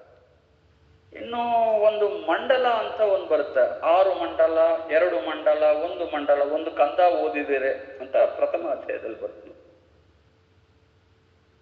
1 ಮಂಡಲ ಅಂದ್ರೆ ಒಂದು ಲೆಕ್ಕಾಚಾರ, ಒಂದು ಗ್ರಂಥ ಹೇಳುತ್ತೆ 42 ದಿವಸ ಅಂತ, ಇನ್ನೊಂದು ಗ್ರಂಥ ಹೇಳುತ್ತೆ 48 ದಿವಸ ಅಂತಲೂ ಗಣನೆಗೆ ತಕ್ಕೊಂಡಿದ್ದಾರೆ. ನಾನು 48ಕ್ಕೆ ಉತ್ತರ ಹೇಳೋಣಂತ ಪ್ರಯತ್ನ ಮಾಡ್ತಾ ಇದ್ದೆ. 27 ನಕ್ಷತ್ರ, 12 ರಾಶಿ, 9 ಗ್ರಹ, ಇವು 3ಅನ್ನ ಕೂಡಿದ್ರೆ 48 ನಮಗೆ ಸಂಖ್ಯೆ ಸಿಗುತ್ತೆ. ಈ 48 ಏನು ಸೂಚಿಸುತ್ತೆ ಅಂದ್ರೆ 48 ದಿನ ಆಗುತ್ತೆ. 48 ದಿನದಲ್ಲಿ 48 ಸಂಸ್ಕಾರಗಳು ಬರ್ತವೆ. ಅದಕ್ಕೆ ಒಂದು ಮಂಡಲ ಪೂಜೆ ಅಂತ. ದೇವಿ ಮಹಾತ್ಮೆಯನ್ನು ಓದಿದ್ರೆ 1 ಮಂಡಲ ಕಾಲ ಓದಬೇಕು ಅನ್ನೋದು ಈ ಪೀಠಿಕಾ ಅಧ್ಯಾಯದಲ್ಲಿ ಬರುತ್ತೆ. ಆ ಮಂಡಲವನ್ನ ಹೇಗೆ ರಚನೆ ಮಾಡಿದರೆ ಅದರೊಳಗೆ ಏನೇನು ಭಾಗಗಳಿದಾವೆ ಅಂದ್ರೆ ಈ ರೀತಿ 3 ಭಾಗ ಇದಾವೆ. ತಿಥಿ ನಕ್ಷತ್ರಗಳು 27, ರಾಶಿಗಳು 12, ಗ್ರಹಗಳು 9, ಇವಷ್ಟು ಕೂಡಿದರೆ 48 ಆಗುತ್ತೆ. ಹೀಗೆ 48 ದಿನ ನೀವು ಪಠನೆ ಮಾಡಿದ್ದೇ ಆದರೆ ನಿನಗೆ 48 ಸಂಸ್ಕಾರಗಳು ಉಂಟಾಗ್ತವೆ ಅನ್ನೋದು ಅಲ್ಲಿ ಒಂದು ಮಂಡಲ ಅನ್ನೋದು ಬಂದಿದೆ. ಆಮೇಲೆ 108 ಸಾರಿ ಜಪ ಮಾಡುವಂತಾರಲ್ಲ, ಆ 108ಕ್ಕೂ ಒಂದು ಅರ್ಥ ಇದೆ. ಇಲ್ಲೇನು ಬೇಕಾಗಲ್ಲ. ಆದರೆ ನೀವು ಇಷ್ಟು ತಿಳ್ಕೊಂಡಿದ್ರೆ ಏನಾದರೂ ದೇವಿ ಮಹಾತ್ಮೆಯ ಬಗ್ಗೆ ಅವ್ರೇನಾದರೂ ಪ್ರಶ್ನೆಯನ್ನು ಕೇಳಿದ್ರೆ ಅರ್ಥ ಮಾಡೋದಕ್ಕೆ ಅಥವಾ ಇನ್ನೊಂದು ಏನಾದರೂ ನಮಗೆ ಗೊತ್ತಾಗುತ್ತೆ ಅನ್ನೋದಕ್ಕೆ ಇಷ್ಟು ಮಾತ್ರ ತಗೊಂಡೆ ನಾನು. ಇದಾದ ಮೇಲೆ ನೇರವಾಗಿ 15ನೇ ಅಧ್ಯಾಯಕ್ಕೆ ಹೋದ್ರೆ ಆಧ್ಯಾತ್ಮ ಹೆಂಗಿರುತ್ತೆ ಅನ್ನೋದಕ್ಕೆ ಅಲ್ಲಿ ಶುಂಭನ ವಧೆ ಬರುತ್ತೆ. ನಿಶುಂಭ ತಮ್ಮ ಆಲೆ ಸತ್ತೋಗಿರ್ತಾನೆ. ಆ ನಿಶುಂಭನ ವಧೆ ಬಂದಾಗ ಆ ಯುದ್ಧದ ವರ್ಣೆಯನ್ನ ಬಹಳ ರೋಚಕವಾಗಿ ವರ್ಣುತ್ತಾರೆ. ನಿಶುಂಭನ ವಧೆಯನ್ನ ತುಂಬಾ ಸೊಗಸಾಗಿ ಚಿದಾನಂದರು ಅಲ್ಲಿ ವರ್ಣನೆ ತಂದಿದ್ದಾರೆ. ಅದು ಯಾಕೋ ನನಗೆ ಆಕರ್ಷಣೆ ಆಯ್ತು, ಆದ್ರೆ ನಿಮ್ಗೆ ಹಂಗ ಅನ್ಸಿದೆಯೇನೋ ಅಂತ ಹೇಳ್ತಾ ಇದ್ದೀನಿ ನೋಡಿ. ಅಲ್ಲಿ ಬರುತ್ತೆ, ಕಂಡನಾಗ ನಿಜಾನುಜನ ತಲೆ ಮುಂಡ ಕಾದಿದ ಕಡು ಸೂರ್ಯೋದ್ಖಂಡವಗ ಭುಜ ಉಡಿದಿದೆ ಎನಗೆನಸಲ ಶುಂಭ. ಕಂಡನಾಗ ನಿಜ ಅನುಜನ. ನಿಜ ಅನುಜ ಅಂತಂದ್ರೆ ನಿಜ ಅಂದ್ರೆ ಖಾಸ ತಮ್ಮ, ಅನುಜ ಅಂದ್ರೆ ತಮ್ಮ, ನಿಜ ಅಂದ್ರೆ ಖಾಸ. ಸ್ವಂತ ತಮ್ಮನ ತಲೆ ಹೆಂಗೆ ಹೋರಾಟ ಮಾಡ್ತು, ಅವನ ಮುಂಡ ಹೆಂಗೆ ಹೋರಾಟ ಮಾಡ್ತು, ಅವನ ಹಸ್ತ ಹೆಂಗೆ ಹೋರಾಟ ಮಾಡಿತ್ತು ಅನ್ನೋದನ್ನ ಶುಂಭ ಕಂಡಿದ್ದಾನೆ. ಅದನ್ನ ಬಹಳ ಚೆನ್ನಾಗಿ ಚಿದಾನಂದರು ಹೇಳ್ತಾ, ಆ ಶುಂಭನಿಗೆ ತಮ್ಮನ ಮೇಲೆ ಅದೆಷ್ಟು ಮೋಹ ಇತ್ತು, ಪ್ರೀತಿ ಇತ್ತು, ದೇಹಾಭಿಮಾನ ಇತ್ತು ಅನ್ನೋದಕ್ಕೆ ದೇಹಾಭಿಮಾನ ಎಷ್ಟರ ಮಟ್ಟಿಗೆ ಇರುತ್ತೆ ಅನ್ನೋದಕ್ಕೆ ಇಲ್ಲಿ ತೋರಿಸಿದ್ದಾರೆ. ಆಧ್ಯಾತ್ಮವನ್ನ ನಾವು ಈ ಪದ್ಯದಲ್ಲಿ ತಕ್ಕೋಬೇಕು. ದೇಹಾಭಿಮಾನ ಬಿಡಿಸುತ್ತೆ ಅನ್ನೋದಕ್ಕೆ ಇಲ್ಲಿಗೆ ಹೋಗ್ಬೇಕು. ಕೊನೆದೇ ದೇಹಾಭಿಮಾನ ಕಳ್ಕೊಂಡಾಗ್ಲೇ ನಾವು ವೈರಾಗ್ಯಶಾಲಿಗಳಾಗೋದು. ಹಾಗಾಗಿ ಇಲ್ಲಿ ಹೇಳ್ತಾ ಇದ್ದಾರೆ ನೋಡಿ, ಅವನು ಎಷ್ಟು ಚೆನ್ನಾಗಿ ಸಂಟಾಗುತ್ತೆ ತಮ್ಮನ ಕಳ್ಳನ್ನೇ. ಚಂಡ ವಿಕ್ರಮನೆ ಅಳಿದ ದಿವಿಜರ ಗಂಡ ನೆನಪೆನೆ ಅಳಿದ ಎನ್ನುತ್ತಲ್ಲಿ ತುಂಡುಗಳ ಮುಂದಿಕ್ಕಿ. ಅಂದ್ರೆ ಇಡೀ ಸೈನ್ಯದಲ್ಲಿ ಅಕ್ಷೋಹಿಣಿ ಸೈನ್ಯ ಅದೆಷ್ಟೋ ಹೋಗ್ಬಿಟ್ಟಿದೆ ಮಡಿದು. ಅದರಲ್ಲಿ ನನ್ನ ತಮ್ಮನ ಕಾಲಿದೆ, ನನ್ನ ತಮ್ಮನ ಕೈ ಇದೆ, ನನ್ನ ತಮ್ಮನ ತಲೆ ಇದೆ ಅಂತೇಳಿ ರಣರಂಗದಲ್ಲಿ ಒಂದೊಂದೇ ಆಯ್ಕೆ ಮಾಡ್ಕೊಂಡು ಬರ್ತಾನಲ್ಲ ತಮ್ಮನ ಬಗ್ಗೆ. ಆ ತುಂಡುಗಳು ಬಿದ್ದಾಗ ಎಷ್ಟೋ ಸೈನಿಕರು ಸತ್ತೋಗಿದೆ, ಇದೇ ನಿಶುಂಭನ ತಲೆ ಅಂತೇಳಿ. ಯಥಾ ಮೋಹವಂತನಾಗಿರ್ಬೇಕು ಅಂದ್ರೆ ದೇಹಾಭಿಮಾನ ಅಷ್ಟಿರುತ್ತೆ. ಈ ದೇಹಾಭಿಮಾನ ಅನ್ನೋದು ಇಲ್ಲಿ ಬರುತ್ತೆ. ಆ ತುಂಡುಗಳ ರಾಶಿಯನ್ನ ರಣರಂಗದಲ್ಲಿ ಕೂಡಾಕಿಕೊಂಡು ಅದ್ರ ಮುಂದೆ ಕೂತ್ಕೊಂಡು ಶೋಕವ ವ್ಯಕ್ತಪಡಿಸ್ತಾನೆ. ಇದು ಏನು ತೋರ್ಸಂದ್ರೆ, ಮಾನವನಿಗೆ ಎಷ್ಟೇ ಆಗಲಿ ತನ್ನ ದೇಹದ ಮೇಗಳ ಅಭಿಮಾನ ಹೋಗೋದಿಲ್ಲ. ಅದು ತುಂಡು ತುಂಡಾಗಿ ಬಿದ್ದರೂ ಕೂಡ ಆ ಅಭಿಮಾನ ಇರುತ್ತೆ. ಅಭಿಮಾನ ಯಾಕಿರುತ್ತೆ ಅಂದ್ರೆ ಜನ್ಮಾಂತರದ ವಾಸನೆ ಅಷ್ಟು ಮಟ್ಟಿಗೆ ಕಾಡುತ್ತೆ ಅನ್ನೋದನ್ನ ಈ ಶುಂಭನ ಮೂಲಕ ತೋರಿಸಿದಾನೆ. ಅದಾದ್ಮೇಲೆ ಆ ತುಂಡುಗಳೆಲ್ಲ ನೋಡಿದ ಮೇಲೆ ಸ್ಮಶಾನ ವೈರಾಗ್ಯ ಬಂದಂಗೆ ಈ ಶುಂಭನಿಗೂ ವೈರಾಗ್ಯ ಬಂದ್ಬಿಡುತ್ತೆ. ಆರಿಗೆ ಈ ಸಿರಿಬೇಕು, ಮತ್ತಿನ್ನಾರಿಗೂ ಈ ಸ್ವರ್ಗನೂ ಬೇಡ, ಈ ಸಿರಿಯು ಬೇಡ, ಈ ಅಧಿಕಾರನೂ ಬೇಡ, ಈ ರಾಜತ್ವ ಬೇಡ ಅಂತೇಳಿ ವೈರಾಗ್ಯವನ್ನ ತಾಳ್ತಾನೆ. ಇಂಥ ಒಂದು ವೈರಾಗ್ಯವನ್ನ ತೋರಿಸ್ತಕ್ಕಂಥ ಅಧ್ಯಾಯ, ದೇಹಾಭಿಮಾನ ಅಳಿಯತಕ್ಕಂಥ ಅಧ್ಯಾಯ.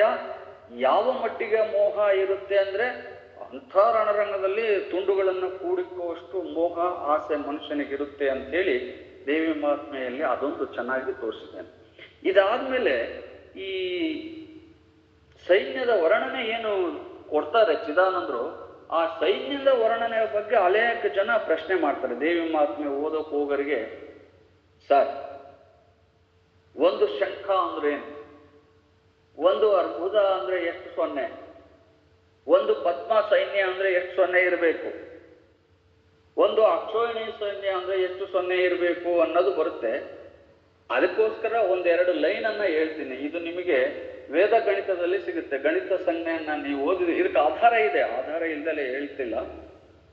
ಬಿಡಿ 10, 100, 1000, 10,000, ಲಕ್ಷ, ದಶಲಕ್ಷ ಆದ್ಮೇಲೆ ಕೋಟಿ, ಕೋಟಿ ಆದ್ಮೇಲೆ ಶತಕೋಟಿ, ಶತಕೋಟಿ ಆದ್ಮೇಲೆ ಅರ್ಬುದ, ಅರ್ಬುದ ಆದ್ಮೇಲೆ ಅನ್ಯರ್ಬುದ, ಅನ್ಯರ್ಬುದ ಆದ್ಮೇಲೆ ಕರ್ವ, ಮಹಾಕರ್ವ, ಪದ್ಮ, ಮಹಾಪದ್ಮ, ಕ್ಷೋಣಿ, ಮಹಾಕ್ಷೋಣಿ, ಶಂಖ, ಮಹಾಶಂಖ, ಕ್ಷಿತಿ, ಮಹಾಕ್ಷಿತಿ, ಕ್ಷೋಭ, ಮಹಾಕ್ಷೋಭ, ನಿಧಿ, ಮಹಾನಿಧಿ, ಸಾಗರ, ಮಹಾಸಾಗರ, ಹರಿ, ಮಹಾರಿ, ಸಂಖ್ಯೆ, ಮಹಾಸಂಖ್ಯೆ, ಪಣಿ, ಮಹಾಪಣಿ, ಕ್ರಮ, ಮಹಾಕ್ರಮ ಅಂತೇಳಿ ಗಣಿತದ ಉದ್ಘಡನೆಗಳು 35 ಇದಾವೆ. ಅಂದ್ರೆ ಒಂದ್ರ ಪಕ್ಕ ನೀವು 35 ಸೊನ್ನೆಯನ್ನ ಹಾಕಬೇಕು. ಯಾವುದಕ್ಕೆ? ಮಹಾಕ್ರಮ ಅನ್ನೋದಕ್ಕೆ.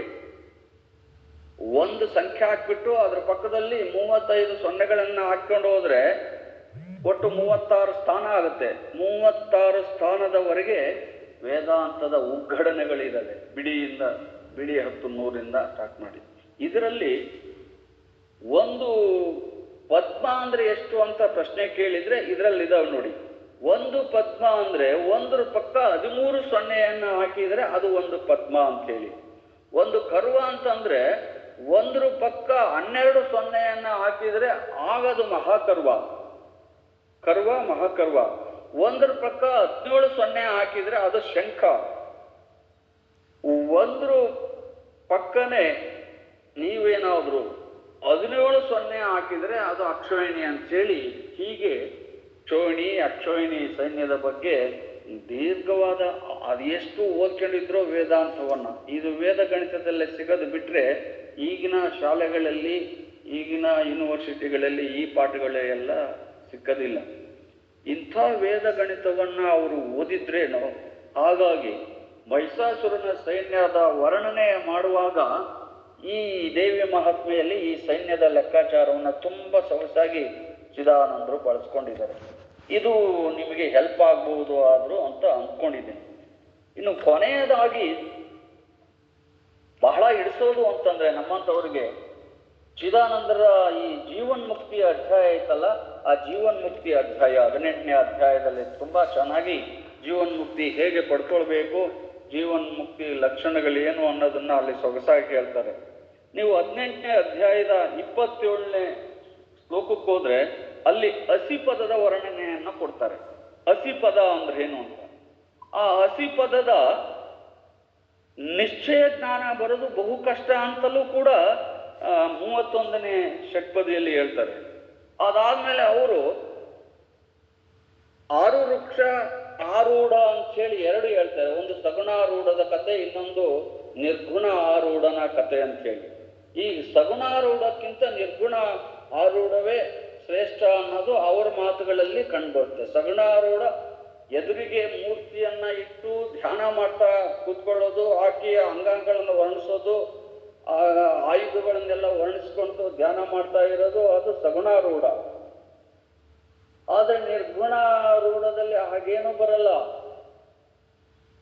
ಕೇವಲ ಜ್ಞಾನ ಮಾತ್ರವೇ, ತಾನು ಎದುರು ಎಂಬುದೇ ಇಲ್ಲ. ಸ್ವಯಂ ತಾನೇ ಸ್ವಯಂಭುವಾಗಿ ಧ್ಯಾನನೂ ಇಲ್ಲ, ಸ್ವಯಂಭುವಾಗಿ ಸಮಾಧಿ ಸ್ಥಿತಿಗೆ ಹೋಗೋದು. ನೋಡಿ ಅವ್ರು ಹೇಳ್ತಾರೆ, ಜೀವನ್ಮುಕ್ತಿ ಆಗ್ಲೇಬೇಕಂದ್ರೆ ಇದನ್ನ ನೀವು ಸ್ಪಷ್ಟವಾಗಿ ತಿಳ್ಕೋ ಅಂತ ಈ ಅಧ್ಯಾಯದ ಹೇಳ್ತಾರೆ. ಅದನ್ನಿಲ್ಲಿ ನೀವು 27ನೇ ಪದ್ಯವನ್ನ ಗಮನಿಸಿದ್ರೆ ಗೊತ್ತಾಗುತ್ತೆ. ಹೇಳ್ತಾರಲ್ಲಿ, ಕೇಳು ಋಷಭನೇ ಜೀವನ್ಮುಕ್ತಿಗೆ ಮೂಲವದು ತತ್ವವಸಿ ಮಹಾವಾಕ್ಯ. ನೋಡಪ್ಪ, ಜೀವನ್ಮುಕ್ತಿ ಆಗ್ಲೇಬೇಕು ಅಂತ ನಿನ್ನ ಗುರಿಯಾಗಿದ್ರೆ, ಉದ್ದೇಶ ಆಗಿದ್ರೆ, ನೀನು ತತ್ವಮಸಿ ವಾಕ್ಯವನ್ನ ಕೇಳಲೇಬೇಕು, ಅದರ ಅರ್ಥ ತಿಳಿಲೇಬೇಕು, ಅದರ ಗೂಢ ಅರ್ಥವನ್ನ ಗ್ರಹಿಸಬೇಕು. ಅದರಲ್ಲಿ ಏನೇನಿದೆಯೋ ಆ ವೇದಾಂತದ ವಿಧಾನವನ್ನ ತಿಳಿಬೇಕು. ಇದನ್ನ ತಿಳಿದ್ರೆ ಮಾತ್ರ ಜೀವನ್ಮುಕ್ತಿ ಆಗುತ್ತೆ ಅಂತ. ಅದ್ರೊಳಗೆ ಅವರೇ ಹೇಳ್ತಾರೆ, ಜೀವನ್ಮುಕ್ತಿ ಆಗೋದು ಅಷ್ಟು ಸುಲಭ ಅಲ್ಲ. ಯಾಕೆಂದ್ರೆ ಹಸಿಪದ ಅಂತ ಏನಿದೆ, ತತ್ತು ತ್ವಂ ಹಸಿಪದದಲ್ಲಿ ಹಸಿಪದದ ಲಕ್ಷಣ ನಿಶ್ಚಯಕ್ಕೆ ಬರಲ್ಲ, ಒಂದು ನಿಲುವಿಗಾಗಲ್ಲ, ದೃಢ ಅಪರೋಕ್ಷ ಜ್ಞಾನ ಆಗಲ್ಲ, ಬಹಳ ಕಷ್ಟ ಐತೆ ಅದು ನಿಶ್ಚಯಕ್ಕೆ ಬರೋದು. ಅದನ್ನ ಅವ್ರ ಭಾಷೆಗೆ ಹೇಳಿದ್ರೆ, ಹಸಿಯ ಲಕ್ಷಣ ನಿಶ್ಚಯಕ್ಕೆ ಬಹು ಅಸಮ ಕಷ್ಟವು, ಸಾಧನವು ನಾಲ್ಕೆಸದು, ಸಾಧಿಸಿದ ಬಳಿಕ ಸದ್ಗುರುವ ಸೇವಿಸಿಯೇ ಎಸಗಿ ಬಹು ತತ್ವಗಳು ಅರಿಯಲ್ ವಸಗಿ ಗುರು ಉಪದೇಶವಾಗುವುದು ಆಗ ಎಸಗುವುದು ಪಂಚೋಪಸಾಧನ ನಿತ್ಯದಲ್ಲಿ ಎಂದ ಅಂತೇಳಿ 31ನೇ ಶ್ಲೋಕದಲ್ಲಿ ಹಸಿಪದದ ವರ್ಣನೆ ಮಾಡ್ತಾರೆ. ಅಲ್ಲವ್ರು ಹೇಳ್ತಾರೆ ಹಸಿಪದ ನಿಶ್ಚಯಕ್ಕೆ ಬರೋದು ಭಾರಿ ಕಷ್ಟಪ್ಪ, ಅದಕ್ಕೆ ಸಾಧನಾ ಚತುಷ್ಟಯ ಸಂಪನ್ನ ಮೊದಲೇ ಆಗಿರ್ಬೇಕು. ಆ ಮೊದಲು ಆ ಸಂಪತ್ತನ್ನ ಗಳಿಸಿ ಆಮೇಲೆ ಗುರುಗಳ ಆಶ್ರಮಕ್ಕೆ ಹೋಗಿ ಗುರುಪಾದ ಸೇವೆ ಮಾಡಬೇಕು 4 ವಿಧದ ಸೇವೆ. ಅದ್ರ ಜೊತೆಗೆ ಅವರ ಬಳಿ ಅವ್ರ ಒಡನಾಟದಿಂದ ಎಸಗಿ ಬಹುತತ್ವಗಳನ್ನ ನೀನು ತಿಳಿಬೇಕು, ಸಂವಾದ ಮಾಡಬೇಕು.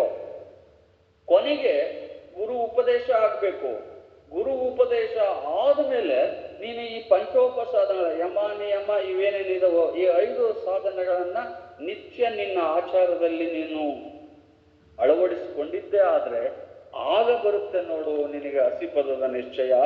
ಇಲ್ಲ ಅಂದ್ರೆ ಹಸಿಪದದ ನಿಶ್ಚಯ ಬರುವುದು ಅಸಮ ಕಷ್ಟವು ಅಂತೇಳಿ ಸ್ವಾಮಿಗಳ ಚಿದಾನಂದ ಅಂತ ಅವಧೂತ ಚಕ್ರವರ್ತಿನೇ ಈ ಮಾತನ್ನ ಹೇಳ್ಬಿಟ್ಟಿರ್ತಾರೆ. ಅದ್ರ ಜೊತೆಗೆ ಅವರು ಕೊನೆಯ ತೀರ್ಮಾನ ಹೇಳ್ತಾರೆ, ಯಾರಿಗೆ ಹಸಿಪದ ನಿಶ್ಚಯಕ್ಕೆ ಬರುತ್ತೋ ಅಂತ ಮಹಾತ್ಮನಿಗೆ, ನಾನು ಮಹಾತ್ಮ ಅಂತೇಳಿ ಅದನ್ನು ಒತ್ತಾಯಪೂರ್ವಕವಾಗಿ ಹೇಳ್ತೀನಿ. ಹೇಗೆ ಅಂದ್ರೆ ಅಂತ ಮಹಾತ್ಮ ಆದ್ರೆ ಹಸಿಪದ ನಿಶ್ಚಯಕ್ಕೆ ಬಂದವನು ಅವನಿಗೆ ಹೋಗಿ ಬಾಹಣ ಇಲ್ಲ ಎನಗೆಯು, ರೋಗವೆಂಬುದು ಇಲ್ಲ, ಜನನವ ಮೇಗೆ ತಾನಿಲ್ಲ, ಮರಣವೆಂಬುದು ಮೊದಲಿಲ್ಲ, ಈಗ ಸುಡದ ತೋಯದ ಒಣಗದ ಆಗ ಹರಿಯದ ಪೂರ್ಣ ಚೈತನ್ಯೀಗ ತಾನೊಬ್ಬನೇ ಈಗನು ಅದೇ ಕಣೋ ಹಸಿಪದ ಅಂತೇಳಿ ಈ ಹಸಿಪದದ ಲಕ್ಷಣವನ್ನ ಜ್ಞಾನ ಮಾರ್ಗದವರಿಗೆ ಹೇಳಿ ಆ ಹಸಿಪದ ದೃಢ ನಿಶ್ಚಯ ಆಗ್ಬಿಟ್ರೆ ಅಪರೋಕ್ಷ ಜ್ಞಾನ ಆದ್ರೆ ನೀನ್ ಹೆಂಗಿರ್ತೀಯ ಅಂತ ಹೇಳಿ ಅವರೊಂದು ವಿಚಾರವನ್ನು ಮಂಡಿಸ್ತಾರೆ. ಕ್ಷೀರದಲ್ಲಿ ಕ್ಷೀರಡಗಿದಂದದಿ, ನೀರೊಳಗೆ ನೀರಡಗಿದಂದದಿ, ಚಾರು ಸಕ್ಕರೆಯೊಳಗೆ ಸಕ್ಕರೆ ಕೂಡಿಕೊಂಡಂತೆ ಪಾರಮಾತ್ಮಕನಾದ ಯೋಗಿಯು ಸೇರಿಗನು ಪೂರ್ಣ ಬ್ರಹ್ಮದಿ.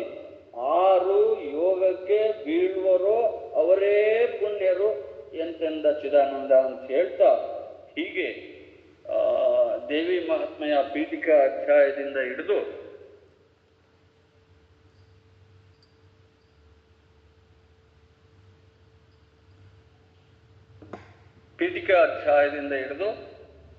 ಇಲ್ಲಿಯವರೆಗೆ ಜೀವನ್ಮುಕ್ತಿ ಅಧ್ಯಾಯದಾಗನ ಏನು ನನಗೆ ಗೊತ್ತಾಯ್ತೋ ಅಷ್ಟು ಮಾತ್ರ ನಿಮ್ಮ ಮುಂದೆ ನಾನು ಗ್ರಹಿಸಿದಷ್ಟು ಎಕ್ಸ್ಪ್ರೆಸ್ ಮಾಡಿ ಇಟ್ಟಿದ್ದೀನಿ. ಇದರ ಬಗ್ಗೆ ಇಷ್ಟುವರೆಗೆ ಕೇಳಿದಂಥ ತಮ್ಮೆಲ್ಲರಿಗೂ ಶರಣಾರ್ಥಿಗಳನ್ನು ಸಲ್ಲಿಸ್ತಾ, ನಿಮ್ಮಲ್ಲಿ ಏನಾದರೂ ಸಂದೇಹಗಳಿದ್ದರೆ ಅಥವಾ ತಾವು ಇದಕ್ಕೇನಾದರೂ ಆಡ್ ಮಾಡೋದಿದ್ದರೆ, ಸ್ವಲ್ಪ ಸೇರಿಸೋದಿದ್ದರೆ ಅಥವಾ ಇನ್ನೂ ಹೆಚ್ಚಿನ ಮಾಹಿತಿ ಇದ್ದರೆ ದಯಮಾಡಿ ನನ್ನೊಂದಿಗೆ ಹಂಚ್ಕೊಳ್ರಿ ಅಂಥೇಳಿ ನಿಮ್ಮಲ್ಲಿ ಪ್ರಾರ್ಥನೆ ಮಾಡ್ಕೊಳ್ತಾ, ಈ ಶಂಕರ ಭಗವಾನರ ಸತ್ಸಂಗದ ಪದಾಧಿಕಾರಿಗಳಿಗೆ, ನಿರೂಪಣೆಕಾರರಿಗೆ, ಶ್ರವಣ ಮಾಡಿದಂಥ ಇದುವರೆಗೆ ಎಲ್ಲ ಮಹಾಶಯರಿಗೆ, ಮಾತೆಯರಿಗೆ ಧನ್ಯವಾದ ಹೇಳಿ ನನ್ನ ಮಾತಿಗೆ ಇತಿಶ್ರೀ ಆಡ್ತೀನಿ. ನಮಸ್ಕಾರ. ನಮಸ್ಕಾರ ಸರ್, ತುಂಬ ಚೆನ್ನಾಗಿತ್ತು. ದೇವಿ ಮಹಾತ್ಮೆ ಇನ್ನೇನು ನವರಾತ್ರಿ ಸಂದರ್ಭದಲ್ಲಿ ಕೇಳಿದ್ದು ಬಹಳ ನಮ್ಮ ಭಾಗ್ಯ ಅಂತ ನಾನು ಅನ್ಕೋತೀನಿ. ಅದರ ಅರ್ಥಗಳು ಪೀಠಿಕಾ ಅಧ್ಯಾಯದಿಂದ ಹಿಡಿದು ಜೀವನ್ಮುಕ್ತಿ ಅಧ್ಯಾಯ ಅಂದರೆ 18 ಅಧ್ಯಾಯ ತನಕ ಏನೇನು ಬರುತ್ತೆ ಅಂತ ಬಹಳ ವಿಸ್ತಾರವಾಗಿ ತಿಳಿಸ್ಕೊಟ್ರಿ. ತಮಗೆ ಬಹಳ ಧನ್ಯವಾದಗಳು. ಯಾರಿಗಾರು ಏನಾದ್ರು ಸಂಶಯ ಇದ್ದರೆ ತಾವು ಅದನ್ನು ಪರಿಹಾರ ಮಾಡ್ಕೋಬೋದು. ಸರ್ ಹತ್ರ ಏನಾದ್ರು ಪ್ರಶ್ನೆಗಳಿದ್ದರೆ ಕೇಳ್ಬೋದು ಅಥವಾ ಅನಿಸಿಕೆಗಳನ್ನು ವ್ಯಕ್ತಪಡಿಸಿ.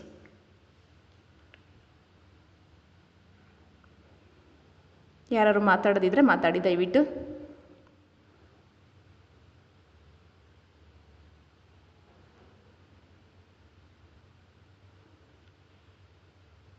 ದೇವಿ ಮಹಾತ್ಮೆ ಸಾಮಾನ್ಯವಾಗಿ ನಾವೆಲ್ಲ ನವರಾತ್ರಿನಲ್ಲಿ ಪಾರಾಯಣ ಮಾಡ್ತೀವಲ್ಲ, ಸೊ ಪದ್ಯಗಳನ್ನು ಮಾತ್ರ ಓದ್ಕೊಂಡು ಹೋಗ್ತಾ ಇರ್ತಿದ್ವಿ. ಅದರ ಅರ್ಥ ಹೇಗಿದೆ, ಅದರಲ್ಲಿ ಯಾವ್ಯಾವ ತತ್ವಗಳಿದ್ದಾವೆ ಎಂಬುದನ್ನು ಸಹ ನಮ್ಮ ಸರ್ ಹೇಳ್ಕೊಟ್ಟಿದ್ದಾರೆ.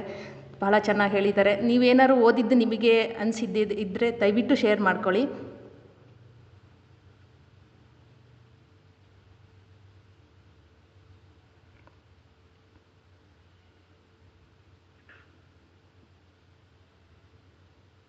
ಯಾರು ಅನಿಸಿಕೆಗಳನ್ನ ಹೇಳ್ತೀರಾ ಅಥವಾ ಮುಗಿಸೋಣ ಸತ್ಸಂಗವನ್ನ? ಮೇಡಮ್. ಹಾಂ ಸರ್. ಈ ರಾಕ್ಷಸರ ಸೈನ್ಯದ ವರ್ಣನೆ ಬರುತ್ತಲ್ಲ, ಮಹಿಷಾಸುರ ಸೈನ್ಯ. ಹಾಂ ಸರ್. ಆವಾಗ ಈ ಪ್ರಶ್ನೆಗಳು ನನಗೆ ಬೇರೆ ಬೇರೆ ಕಡೆ ಬಂದಿತ್ತು. ಹಾಂ ಸರ್. ನಾನು ಆರಂಭದಲ್ಲಿ ಓದುವಾಗ ಇದಕ್ಕೆಲ್ಲ ಗೂಢಾರ್ಥ ಇದಾವೆ, ಅದಕ್ಕೆ ಸಿಕ್ಕುತ್ತೆ ಗ್ರಂಥ ಅನ್ನೋದು ನನಗೆ ಗೊತ್ತಾಗ್ಲಿಲ್ಲ. ನನಗೆ ಯಾರು ಗುರು ಹಿರಿಯರು ತಿಳಿಸ್ಕೊಡ್ಲಿಲ್ಲ. ಹಾಂ ಸರ್. ಅದಾದ್ಮೇಲೆ ತಾವು ದಯಮಾಡಿ ಈ ಗ್ರಂಥವನ್ನು ಓದಿ. ವಿವೇಕ ಚಿಂತಾಮಣಿ ಅಂತ ನಿಜಗುಣ ಶಿವಯೋಗಿಗಳದ್ದು ಒಂದು ಗ್ರಂಥ ಇದೆ. ಹಾಂ ಸರ್. ಅದರಲ್ಲಿ ಕ್ಷೋಹಿಣಿ, ಅಕ್ಷೋಹಿಣಿ, ಸಾಗರ, ಮಹಾಸಾಗರ, ಪದ್ಮ, ಮಹಾಪದ್ಮ ಇದು ಎಲ್ಲದಕ್ಕೂ ಕೂಡ ಎಷ್ಟು ಸಂಖ್ಯೆಗಳು ಅಂತೇಳಿ ವಿವರಣೆ ಆ ನಿಜಗುಣ ಶಿವಯೋಗಿಗಳು ಬರೆದಿಟ್ಟಿದೆ. ನನಗೆ ಆ ಗ್ರಂಥ ಓದಿದ ಮೇಲೆ ಓಹೋ, ದೇವಿಯ ಮಹಾತ್ಮೆಯಲ್ಲಿ ಬಂದಿರ್ತಕ್ಕಂಥ ಈ ಶಬ್ದಗಳಿದ್ವಲ್ಲ, ಪದ್ಮ, ಕ್ಷೋಣಿ ಅಂತ, ಈ ಶಬ್ದಗಳಿಗೆ ನಿಗದಿತ ಅರ್ಥ ಇದೆ ಅಂತ ಗೊತ್ತಾಗಿದ್ದು ಆ ಗ್ರಂಥ ಓದಿದ ಮೇಲೆ ಮೇಡಮ್. ಅಲ್ಲಿಗಿಂತ ಮೊದಲು ನನಗೆ ಗೊತ್ತಿಲ್ಲ. ಆದ್ಮೇಲೆ ಬೇರೆ ಬೇರೆ ನಾನು ಸ್ವಲ್ಪ ಅಭ್ಯಾಸ ಮಾಡ್ತಾ ಹೋದಾಗ ಇನ್ನು ಬೇರೆ ಬೇರೆ ಅರ್ಥಗಳು ತಿಳಿದು ಬಂತು ಮೇಡಮ್. ಅದು ನಾವು ಸುಮ್ಮನೆ ಮಹಾಭಾರತ ಕೇಳಿದಾಗ ಅಕ್ಷೋಹಿಣಿ ಸೈನ್ಯ ಅಂತ ಕೇಳ್ತಿದ್ವಿ, ಎಷ್ಟು ಅಂತ ಕಲ್ಪನೆಗೆ ಬಂದಿರಲಿಲ್ಲ ಸರ್. ಅದನ್ನು ಭಾಳ ಚೆನ್ನಾಗಿ ಹೇಳ್ಕೊಟ್ರಿ. ನಾವು ಬಿಡಿ 10, 100, 1000 ಹಿಂಗಷ್ಟೇ ಓದ್ಕೊಂಡು ಹೋಗ್ತಿದ್ವಿ. ಅದು ಎಷ್ಟು ಉದ್ದವಾಗಿದೆ ಅಕ್ಷೋಹಿಣಿ ಅನ್ನೋದು ಬಹಳ ಚೆನ್ನಾಗಿತ್ತು ಕೇಳಕ್ಕೆ ಮೇಡಮ್. ಕೋಟಿ ಆದ್ಮೇಲೆ ಅದರ ನಂತರ 36 ನಮ್ಮಲ್ಲಿ ಒಗ್ಗಡಣೆಗಳಿದಾವೆ ಇದರಲ್ಲಿ. ಕೋಟಿ ಆದ್ಮೇಲೆ ಬಾಬಾ ಅದು ವೇದಾಂತ ಗ್ರಂಥಗಳಲ್ಲಿ ಮಾತ್ರ ಸಿಗೋದು. ಆಮೇಲೆ ಸೈನ್ಯದ ಲೆಕ್ಕಾಚಾರನು ಈ ಅಕ್ಷೋಹಿಣಿ ಸೈನ್ಯ ಐತಲ್ಲ, ಅದನ್ನ ಬಹಳ ಚೆನ್ನಾಗಿ ಹೇಳ್ತಾರೆ. ಅವಾಗ ನೀವು ಆ ಸೈನ್ಯದ ಲೆಕ್ಕಾಚಾರದ ಗ್ರಂಥವನ್ನ ಓದಿದ್ರೆ ಓಹೋ, ಜಮೋಪತಿ ಅಂದ್ರೆ ಯಾರು, ಅಕ್ಷೋಹಿಣಿ ಸೈನ್ಯ ಅಂದ್ರೆ ಎಷ್ಟಿರ್ಬೇಕು ಅನ್ನೋದಕ್ಕೂ ಒಂದು ಆಧಾರ ಇದೆ. ಅದಕ್ಕೆಲ್ಲ ಆಧಾರ ಇದ್ದರೆ ಆ ಶಬ್ದ ಬಳಸಿಲ್ಲ, ಇಷ್ಟು ಹೇಳ್ಬೋದು. ಅಲ್ಲ, ಅದು ಚಿದಾನಂದ ಅವಧೂತರು ಸಂಖ್ಯಾಶಾಸ್ತ್ರನ ಎಷ್ಟು ಅಭ್ಯಾಸ ಮಾಡಿದ್ದಾರೆ ಅನ್ನೋದು ಇಲ್ಲಿಂದ ಗೊತ್ತಾಗುತ್ತೆ ಸರ್. ಅಷ್ಟೊಂದನ್ನ ಅವರು ಇಲ್ಲಿ ದೇವಿ ಮಹಾತ್ಮೆನಲ್ಲಿ ಇಟ್ಟಿದ್ದಾರೆ. ಹೌದು ಮೇಡಮ್. ಈಗ ದೇವಿ ಮಹಾತ್ಮೆ ಭಕ್ತಿಯಿಂದ ಕೇವಲ ಕಂಠೋಕ್ತ ಮಾಡೋದು ಬೇರೆ ವಿಚಾರ. ಭಕ್ತಿಯಿಂದ ನಾವು ಇಡೀ ದೇವಿ ಮಹಾತ್ಮೆ 9 ದಿನ ಓದಿ ಮುಗಿಸ್ತೀವಿ, ಅದು ಬೇರೆ. ಆದ್ರೆ ಅದರ ಆಳಕ್ಕಿಳಿದು ಅದರ ಮೂಲವನ್ನು ಶೋಧಿಸೋದೈತಲ್ಲ, ಇದಕ್ಕೇನರ್ಥ, ಇದನ್ನ ಯಾಕಲ್ಲಿ ತಂದಿದ್ದಾರೆ, ಆ ದೇಹದ ಮೇಲೆ ವೈರಾಗ್ಯ ಬರಬೇಕು, ದೇಹದ ಮೋಹ ಹೋಗ್ಬೇಕು ಅಂದ್ರೆ ತುಂಡುಗಳನ್ನೆಲ್ಲ ಮುಂದಕ್ಕೆ ಅವನು ಯಾಕರ್ಥ, ಅದಾದ್ಮೇಲೆ ವೈರಾಗ್ಯ ಹೆಂಗ್ ಬಂತು ಅನ್ನೋದಕ್ಕೆ ಆ ತುಂಡುಗಳನ್ನ ಮುಂದಕ್ಕೆ ಅನ್ನೋದು ಪ್ರಕರಣ ತಂದಿರದೆ ದೇಹಾಭಿಮಾನ ಕಳಿಯಕ್ಕೆ. ಅದು ಆಧ್ಯಾತ್ಮ ಅಂತ ನಾನು ಅನ್ಕೊಂಡಿದ್ದೀನಿ. ಹೌದು ಸರ್. ಅದೇ ತರ ರಕ್ತ ಬೀಜಾಸುರ ಬರುತ್ತಲ್ಲ, ಒಂದೊಂದು ರಕ್ತದ ಹನಿಗಳು ಬೀಳ್ತಾ ಇರುತ್ತಲ್ಲ, ಅದಕ್ಕೆ ಏನಾರು ಇದೆಯಾ ಸರ್ ಅರ್ಥ? ಹೌದು ಮೇಡಮ್. ಈ ದೇಹದಲ್ಲಿ ನಮ್ಮಲ್ಲಿ ರಕ್ತ ಕಣಗಳಿದಾವಲ್ಲ, ಬೀಜಾಣುಗಳು, ಅವು ಅಸಂಖ್ಯಾತವಾಗಿದ್ದಾವೆ. ಒಂದೊಂದು ಬೀಜಾಣುದಲ್ಲಿ ಒಬ್ಬೊಬ್ರು ಹುಟ್ಟೋದಿದೆ. ಅದಕ್ಕೆ ವೀರ್ಯಾಣುಗಳು, ಅಂಡಾಣುಗಳು ಅಂತ ಬೇರೆ ಬೇರೆ ಹೆಸರಲ್ಲಿ ಕರೆದಿದ್ದಾರೆ. ಅದನ್ನ ಪ್ರಸ್ತಾಪ ಮಾಡಲಿಲ್ಲ, ನೀವು ನೆನಪು ಮಾಡಿದ್ದು ಒಳ್ಳೇದಾಯ್ತು ಮೇಡಮ್. ಧನ್ಯವಾದಗಳು ಸರ್. ದಯವಿಟ್ಟು ಯಾರು ಕೃಷ್ಣ ಅವ್ರು ಹ್ಯಾಂಡ್ ರೈಸ್ ಮಾಡಿದ್ರು, ಮಾತಾಡ್ತೀರಾ ಸರ್? ಬಹಳ ಅದ್ಭುತವಾಗಿತ್ತು. ಒಂಥರ ಮಂತ್ರಮುಗ್ಧರಾಗ್ಬಿಟ್ಟಿದ್ದೀವಿ. ಅವರು ಸವಿತಾ ಅವ್ರು ಹೇಳಿದಾಗೆ ಈ ನವರಾತ್ರಿ ಮುಂಚೆನೆ ದೇವಿ ಮಹಾತ್ಮೆ ಪಾರಾಯಣೆ ಆಗಿದ್ದು ಶುಭದಾಯಕ. ಬಹಳ ಚೆನ್ನಾಗಿತ್ತು ಸರ್. ಇನ್ನು ದೇವಿ ಮಹಾತ್ಮೆಯನ್ನ ಇನ್ನೂ ಹೆಚ್ಚೆಚ್ಚು ಪಾರಾಯಣ ಮಾಡಬೇಕು ಅಂತ ಅನ್ಸುತ್ತೆ ಇದೆಲ್ಲ ಕೇಳಿದ್ಮೇಲೆ. ತುಂಬಾ ಚೆನ್ನಾಗಿದೆ. ಧನ್ಯವಾದಗಳು. ಧನ್ಯವಾದ ಧನ್ಯವಾದ ಸರ್, ಧನ್ಯವಾದ. ಅಲ್ಲ, ಇದು ಬರೀ ಪದ್ಯಗಳು ಓದ್ಕೊಂಡು ಹೋಗೋಕಿನ ಅದನ್ನ ಅರ್ಥ ಸಮೇತ ತತ್ವಗಳನ್ನ ಅರ್ಥ ಮಾಡ್ಕೊತಾ ಹೋಗ್ಬೇಕು ಅನ್ನೋ ಒಂದು ಪ್ರೇರಣೆ ಉಂಟಾಯ್ತು ಸರ್ ನಿಜವಾಗ್ಲೂ ಕೇಳಿ.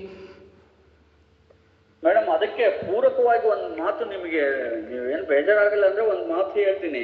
ಖಂಡಿತ. ಇದಾನಂದ್ರು 18ನೇ ಅಧ್ಯಾಯದಲ್ಲಿ 60ನೇ ಪದ್ಯ ಒಂದು ಹೇಳ್ತಾರೆ. 1 ನಿಮಿಷ ಓದ್ಬಿಡ್ತೀನಿ. ಅವ್ರು ಏನ್ ಹೇಳ್ತಾರೆ ಅಂತಂದ್ರೆ, ಈ ಓದುಗರಲ್ಲಿ ಅವರು ವಿನಂತಿ ಮಾಡ್ತಾ ಇದ್ದಾರೆ, ನೋಡ್ರಪ್ಪ ನೀವು ಓದ್ರಿ, ಶ್ರದ್ಧೆಯಿಂದ ಓದ್ರಿ, ಬೇಡ ಅನ್ನಲ್ಲ. ಆದರೆ 1-2 ಅಧ್ಯಾಯಗಳಾಗಲಿ ಅರ್ಥಗಳಿಂದ ನಿತ್ಯದಿ ಓದಿ ಕೇಳ್ದರಿಗೆ ಅಂದವಾಗುವುದು ಅಂತ ಹೇಳ್ತಾರೆ. ನೀವು ಇವತ್ತು ಒಂದ್ ದಿವಸಕ್ಕೆ ಒಂದೇ ಅಧ್ಯಾಯ ಆಗಿದೆ, ಆದ್ರೆ ಅದನ್ನ ಸುಮ್ಮನೆ ಆರಂಭ ಮಾಡಿ ಕೊನೆವರೆಗೂ ಓದೋದಲ್ಲ. ಒಂದೇ ಅಧ್ಯಾಯದಲ್ಲಿ ಅದನ್ನ ಅರ್ಥ ಮಾಡ್ಕೊಳ್ರಿ. ಅರ್ಥ ಆದಾಗಲೇ ನಿಮಗೆ ದೃಢ ಆಗೋದು, ನಿಶ್ಚಯ ಜ್ಞಾನ ಬರ್ತದೆ. ಹಾಗಾಗಿ ನಾನೇನ್ ಬರ್ತೀನಿ ಅದನ್ನ ಅರ್ಥ ಮಾಡ್ಕೆ ಪ್ರಯತ್ನ ಮಾಡ್ರಿ ಅಂತ ಈ ಜೀವನ್ಮುಕ್ತಿ ಅಧ್ಯಾಯದಲ್ಲಿ 60ನೇ ಪದ್ಯದಲ್ಲಿ ಹೇಳ್ತಾರೆ. 1-2 ಅಧ್ಯಾಯಗಳಾಗಲಿ ಅರ್ಥದಿಂದ ನಿತ್ಯದಿ ಓದಿ ಕೇಳಿದರಿಗೆ ಅಂದ ಆಗೋದು. ಇನ್ನೂ ಮುಂದೆ ಜಾಸ್ತಿ ಓದಿದ್ರೆ ಇನ್ನೇನ್ ಹೇಳಿ, ಒಟ್ಟಾರೆ ಕೇಳೋರಿಗೂ ಹೇಳೋರಿಗೂ ಮುಕ್ತಿ ಇದೆ ಅಂತೇಳಿ ಕೊನೆಗೆ ಮುಕ್ತಾಯ ಮಾಡ್ತಾರೆ ಚಿದಾನಂದ. ಆ ರೀತಿ ಓದಬೇಕು. ನೀವು ಅದ್ರ ಭಾವಾರ್ಥ ತಿಳ್ಕೊಳ್ಳಿ, ಅದು ಏನ್ ಹೇಳುತ್ತೆ, ಆ ಸಂಖ್ಯೆ ಏನ್ ಹೇಳುತ್ತೆ, ಅದು ಯಾಕೆ ಬಳಸಿದ್ದಾರೆ ಅನ್ನೋದನ್ನ ಅರ್ಥೈಸ್ಕೊಳ್ಳಿ ಅಂತೇಳಿ ಹೇಳುತ್ತೆ. Okay madam. ಧನ್ಯವಾದಗಳು ಸರ್. ತುಂಬ ಮೋಸ್ಟ್ಲಿ ಯಾರೂ ಇಲ್ಲ ಅಂತ ಕಾಣುತ್ತೆ ಪ್ರಶ್ನೆ ಕೇಳೋರು. ಸತ್ಸಂಗ ಮುಗಿಸ್ತೀನಿ ಸರ್. ತಮಗೆ ನಮ್ಮ ಶಂಕರಲಿಂಗ ಸತ್ಸಂಗ ವತಿಯಿಂದ ಆತ್ಮೀಯ ನಮಸ್ಕಾರಗಳು ಹಾಗೂ ಆತ್ಮೀಯ ಧನ್ಯವಾದಗಳನ್ನು ಹೇಳಕ್ಕೆ ಇಷ್ಟಪಡ್ತೀನಿ. ಮತ್ತು ನಮಗೆ ಮುಂದಿನ ಭಾಗದಲ್ಲಿ ಇದರ ಮುಂದಿನ ವಿಷಯವನ್ನು ತಿಳಿಸ್ಕೊಡಿ ಅಂತಲೂ ಸಹ ನಾನು ವಿನಂತಿ ಮಾಡ್ಕೋತೀನಿ ತಮ್ಮಲ್ಲಿ. ಇಲ್ಲಿ ಆಗಮಿಸಿರುವ ಎಲ್ಲ ಗುರುಬಂಧುಗಳಿಗೂ ಸಹ ನನ್ನ ಹೃತ್ಪೂರ್ವಕ ಧನ್ಯವಾದಗಳನ್ನು ತಿಳಿಸಿ ಒಂದು ಶಾಂತಿ ಮಂತ್ರದೊಂದಿಗೆ ಇವತ್ತಿನ ಸತ್ಸಂಗವನ್ನು ಮುಗಿಸ್ತಾ ಇದ್ದೀನಿ. ಓಂ ಸಹನಾವವತು ಸಹನೌ ಭುನಕ್ತು ಸಹ ವೀರ್ಯಂ ಕರವಾವಹೈ ತೇಜಸ್ವಿನಾವಧೀತಮಸ್ತು ಮಾ ವಿದ್ವಿಷಾವಹೈ. ಓಂ ಶಾಂತಿ ಶಾಂತಿ ಶಾಂತಿ. ಮತ್ತೊಮ್ಮೆ ಎಲ್ಲರಿಗೂ ಧನ್ಯವಾದಗಳು. ನಮಸ್ಕಾರ. ಜೈ ಶಂಕರಲಿಂಗ. ಧನ್ಯವಾದ ಮೇಡಮ್. ಧನ್ಯವಾದ. ನಮಸ್ಕಾರ ಎಲ್ಲರಿಗೂ.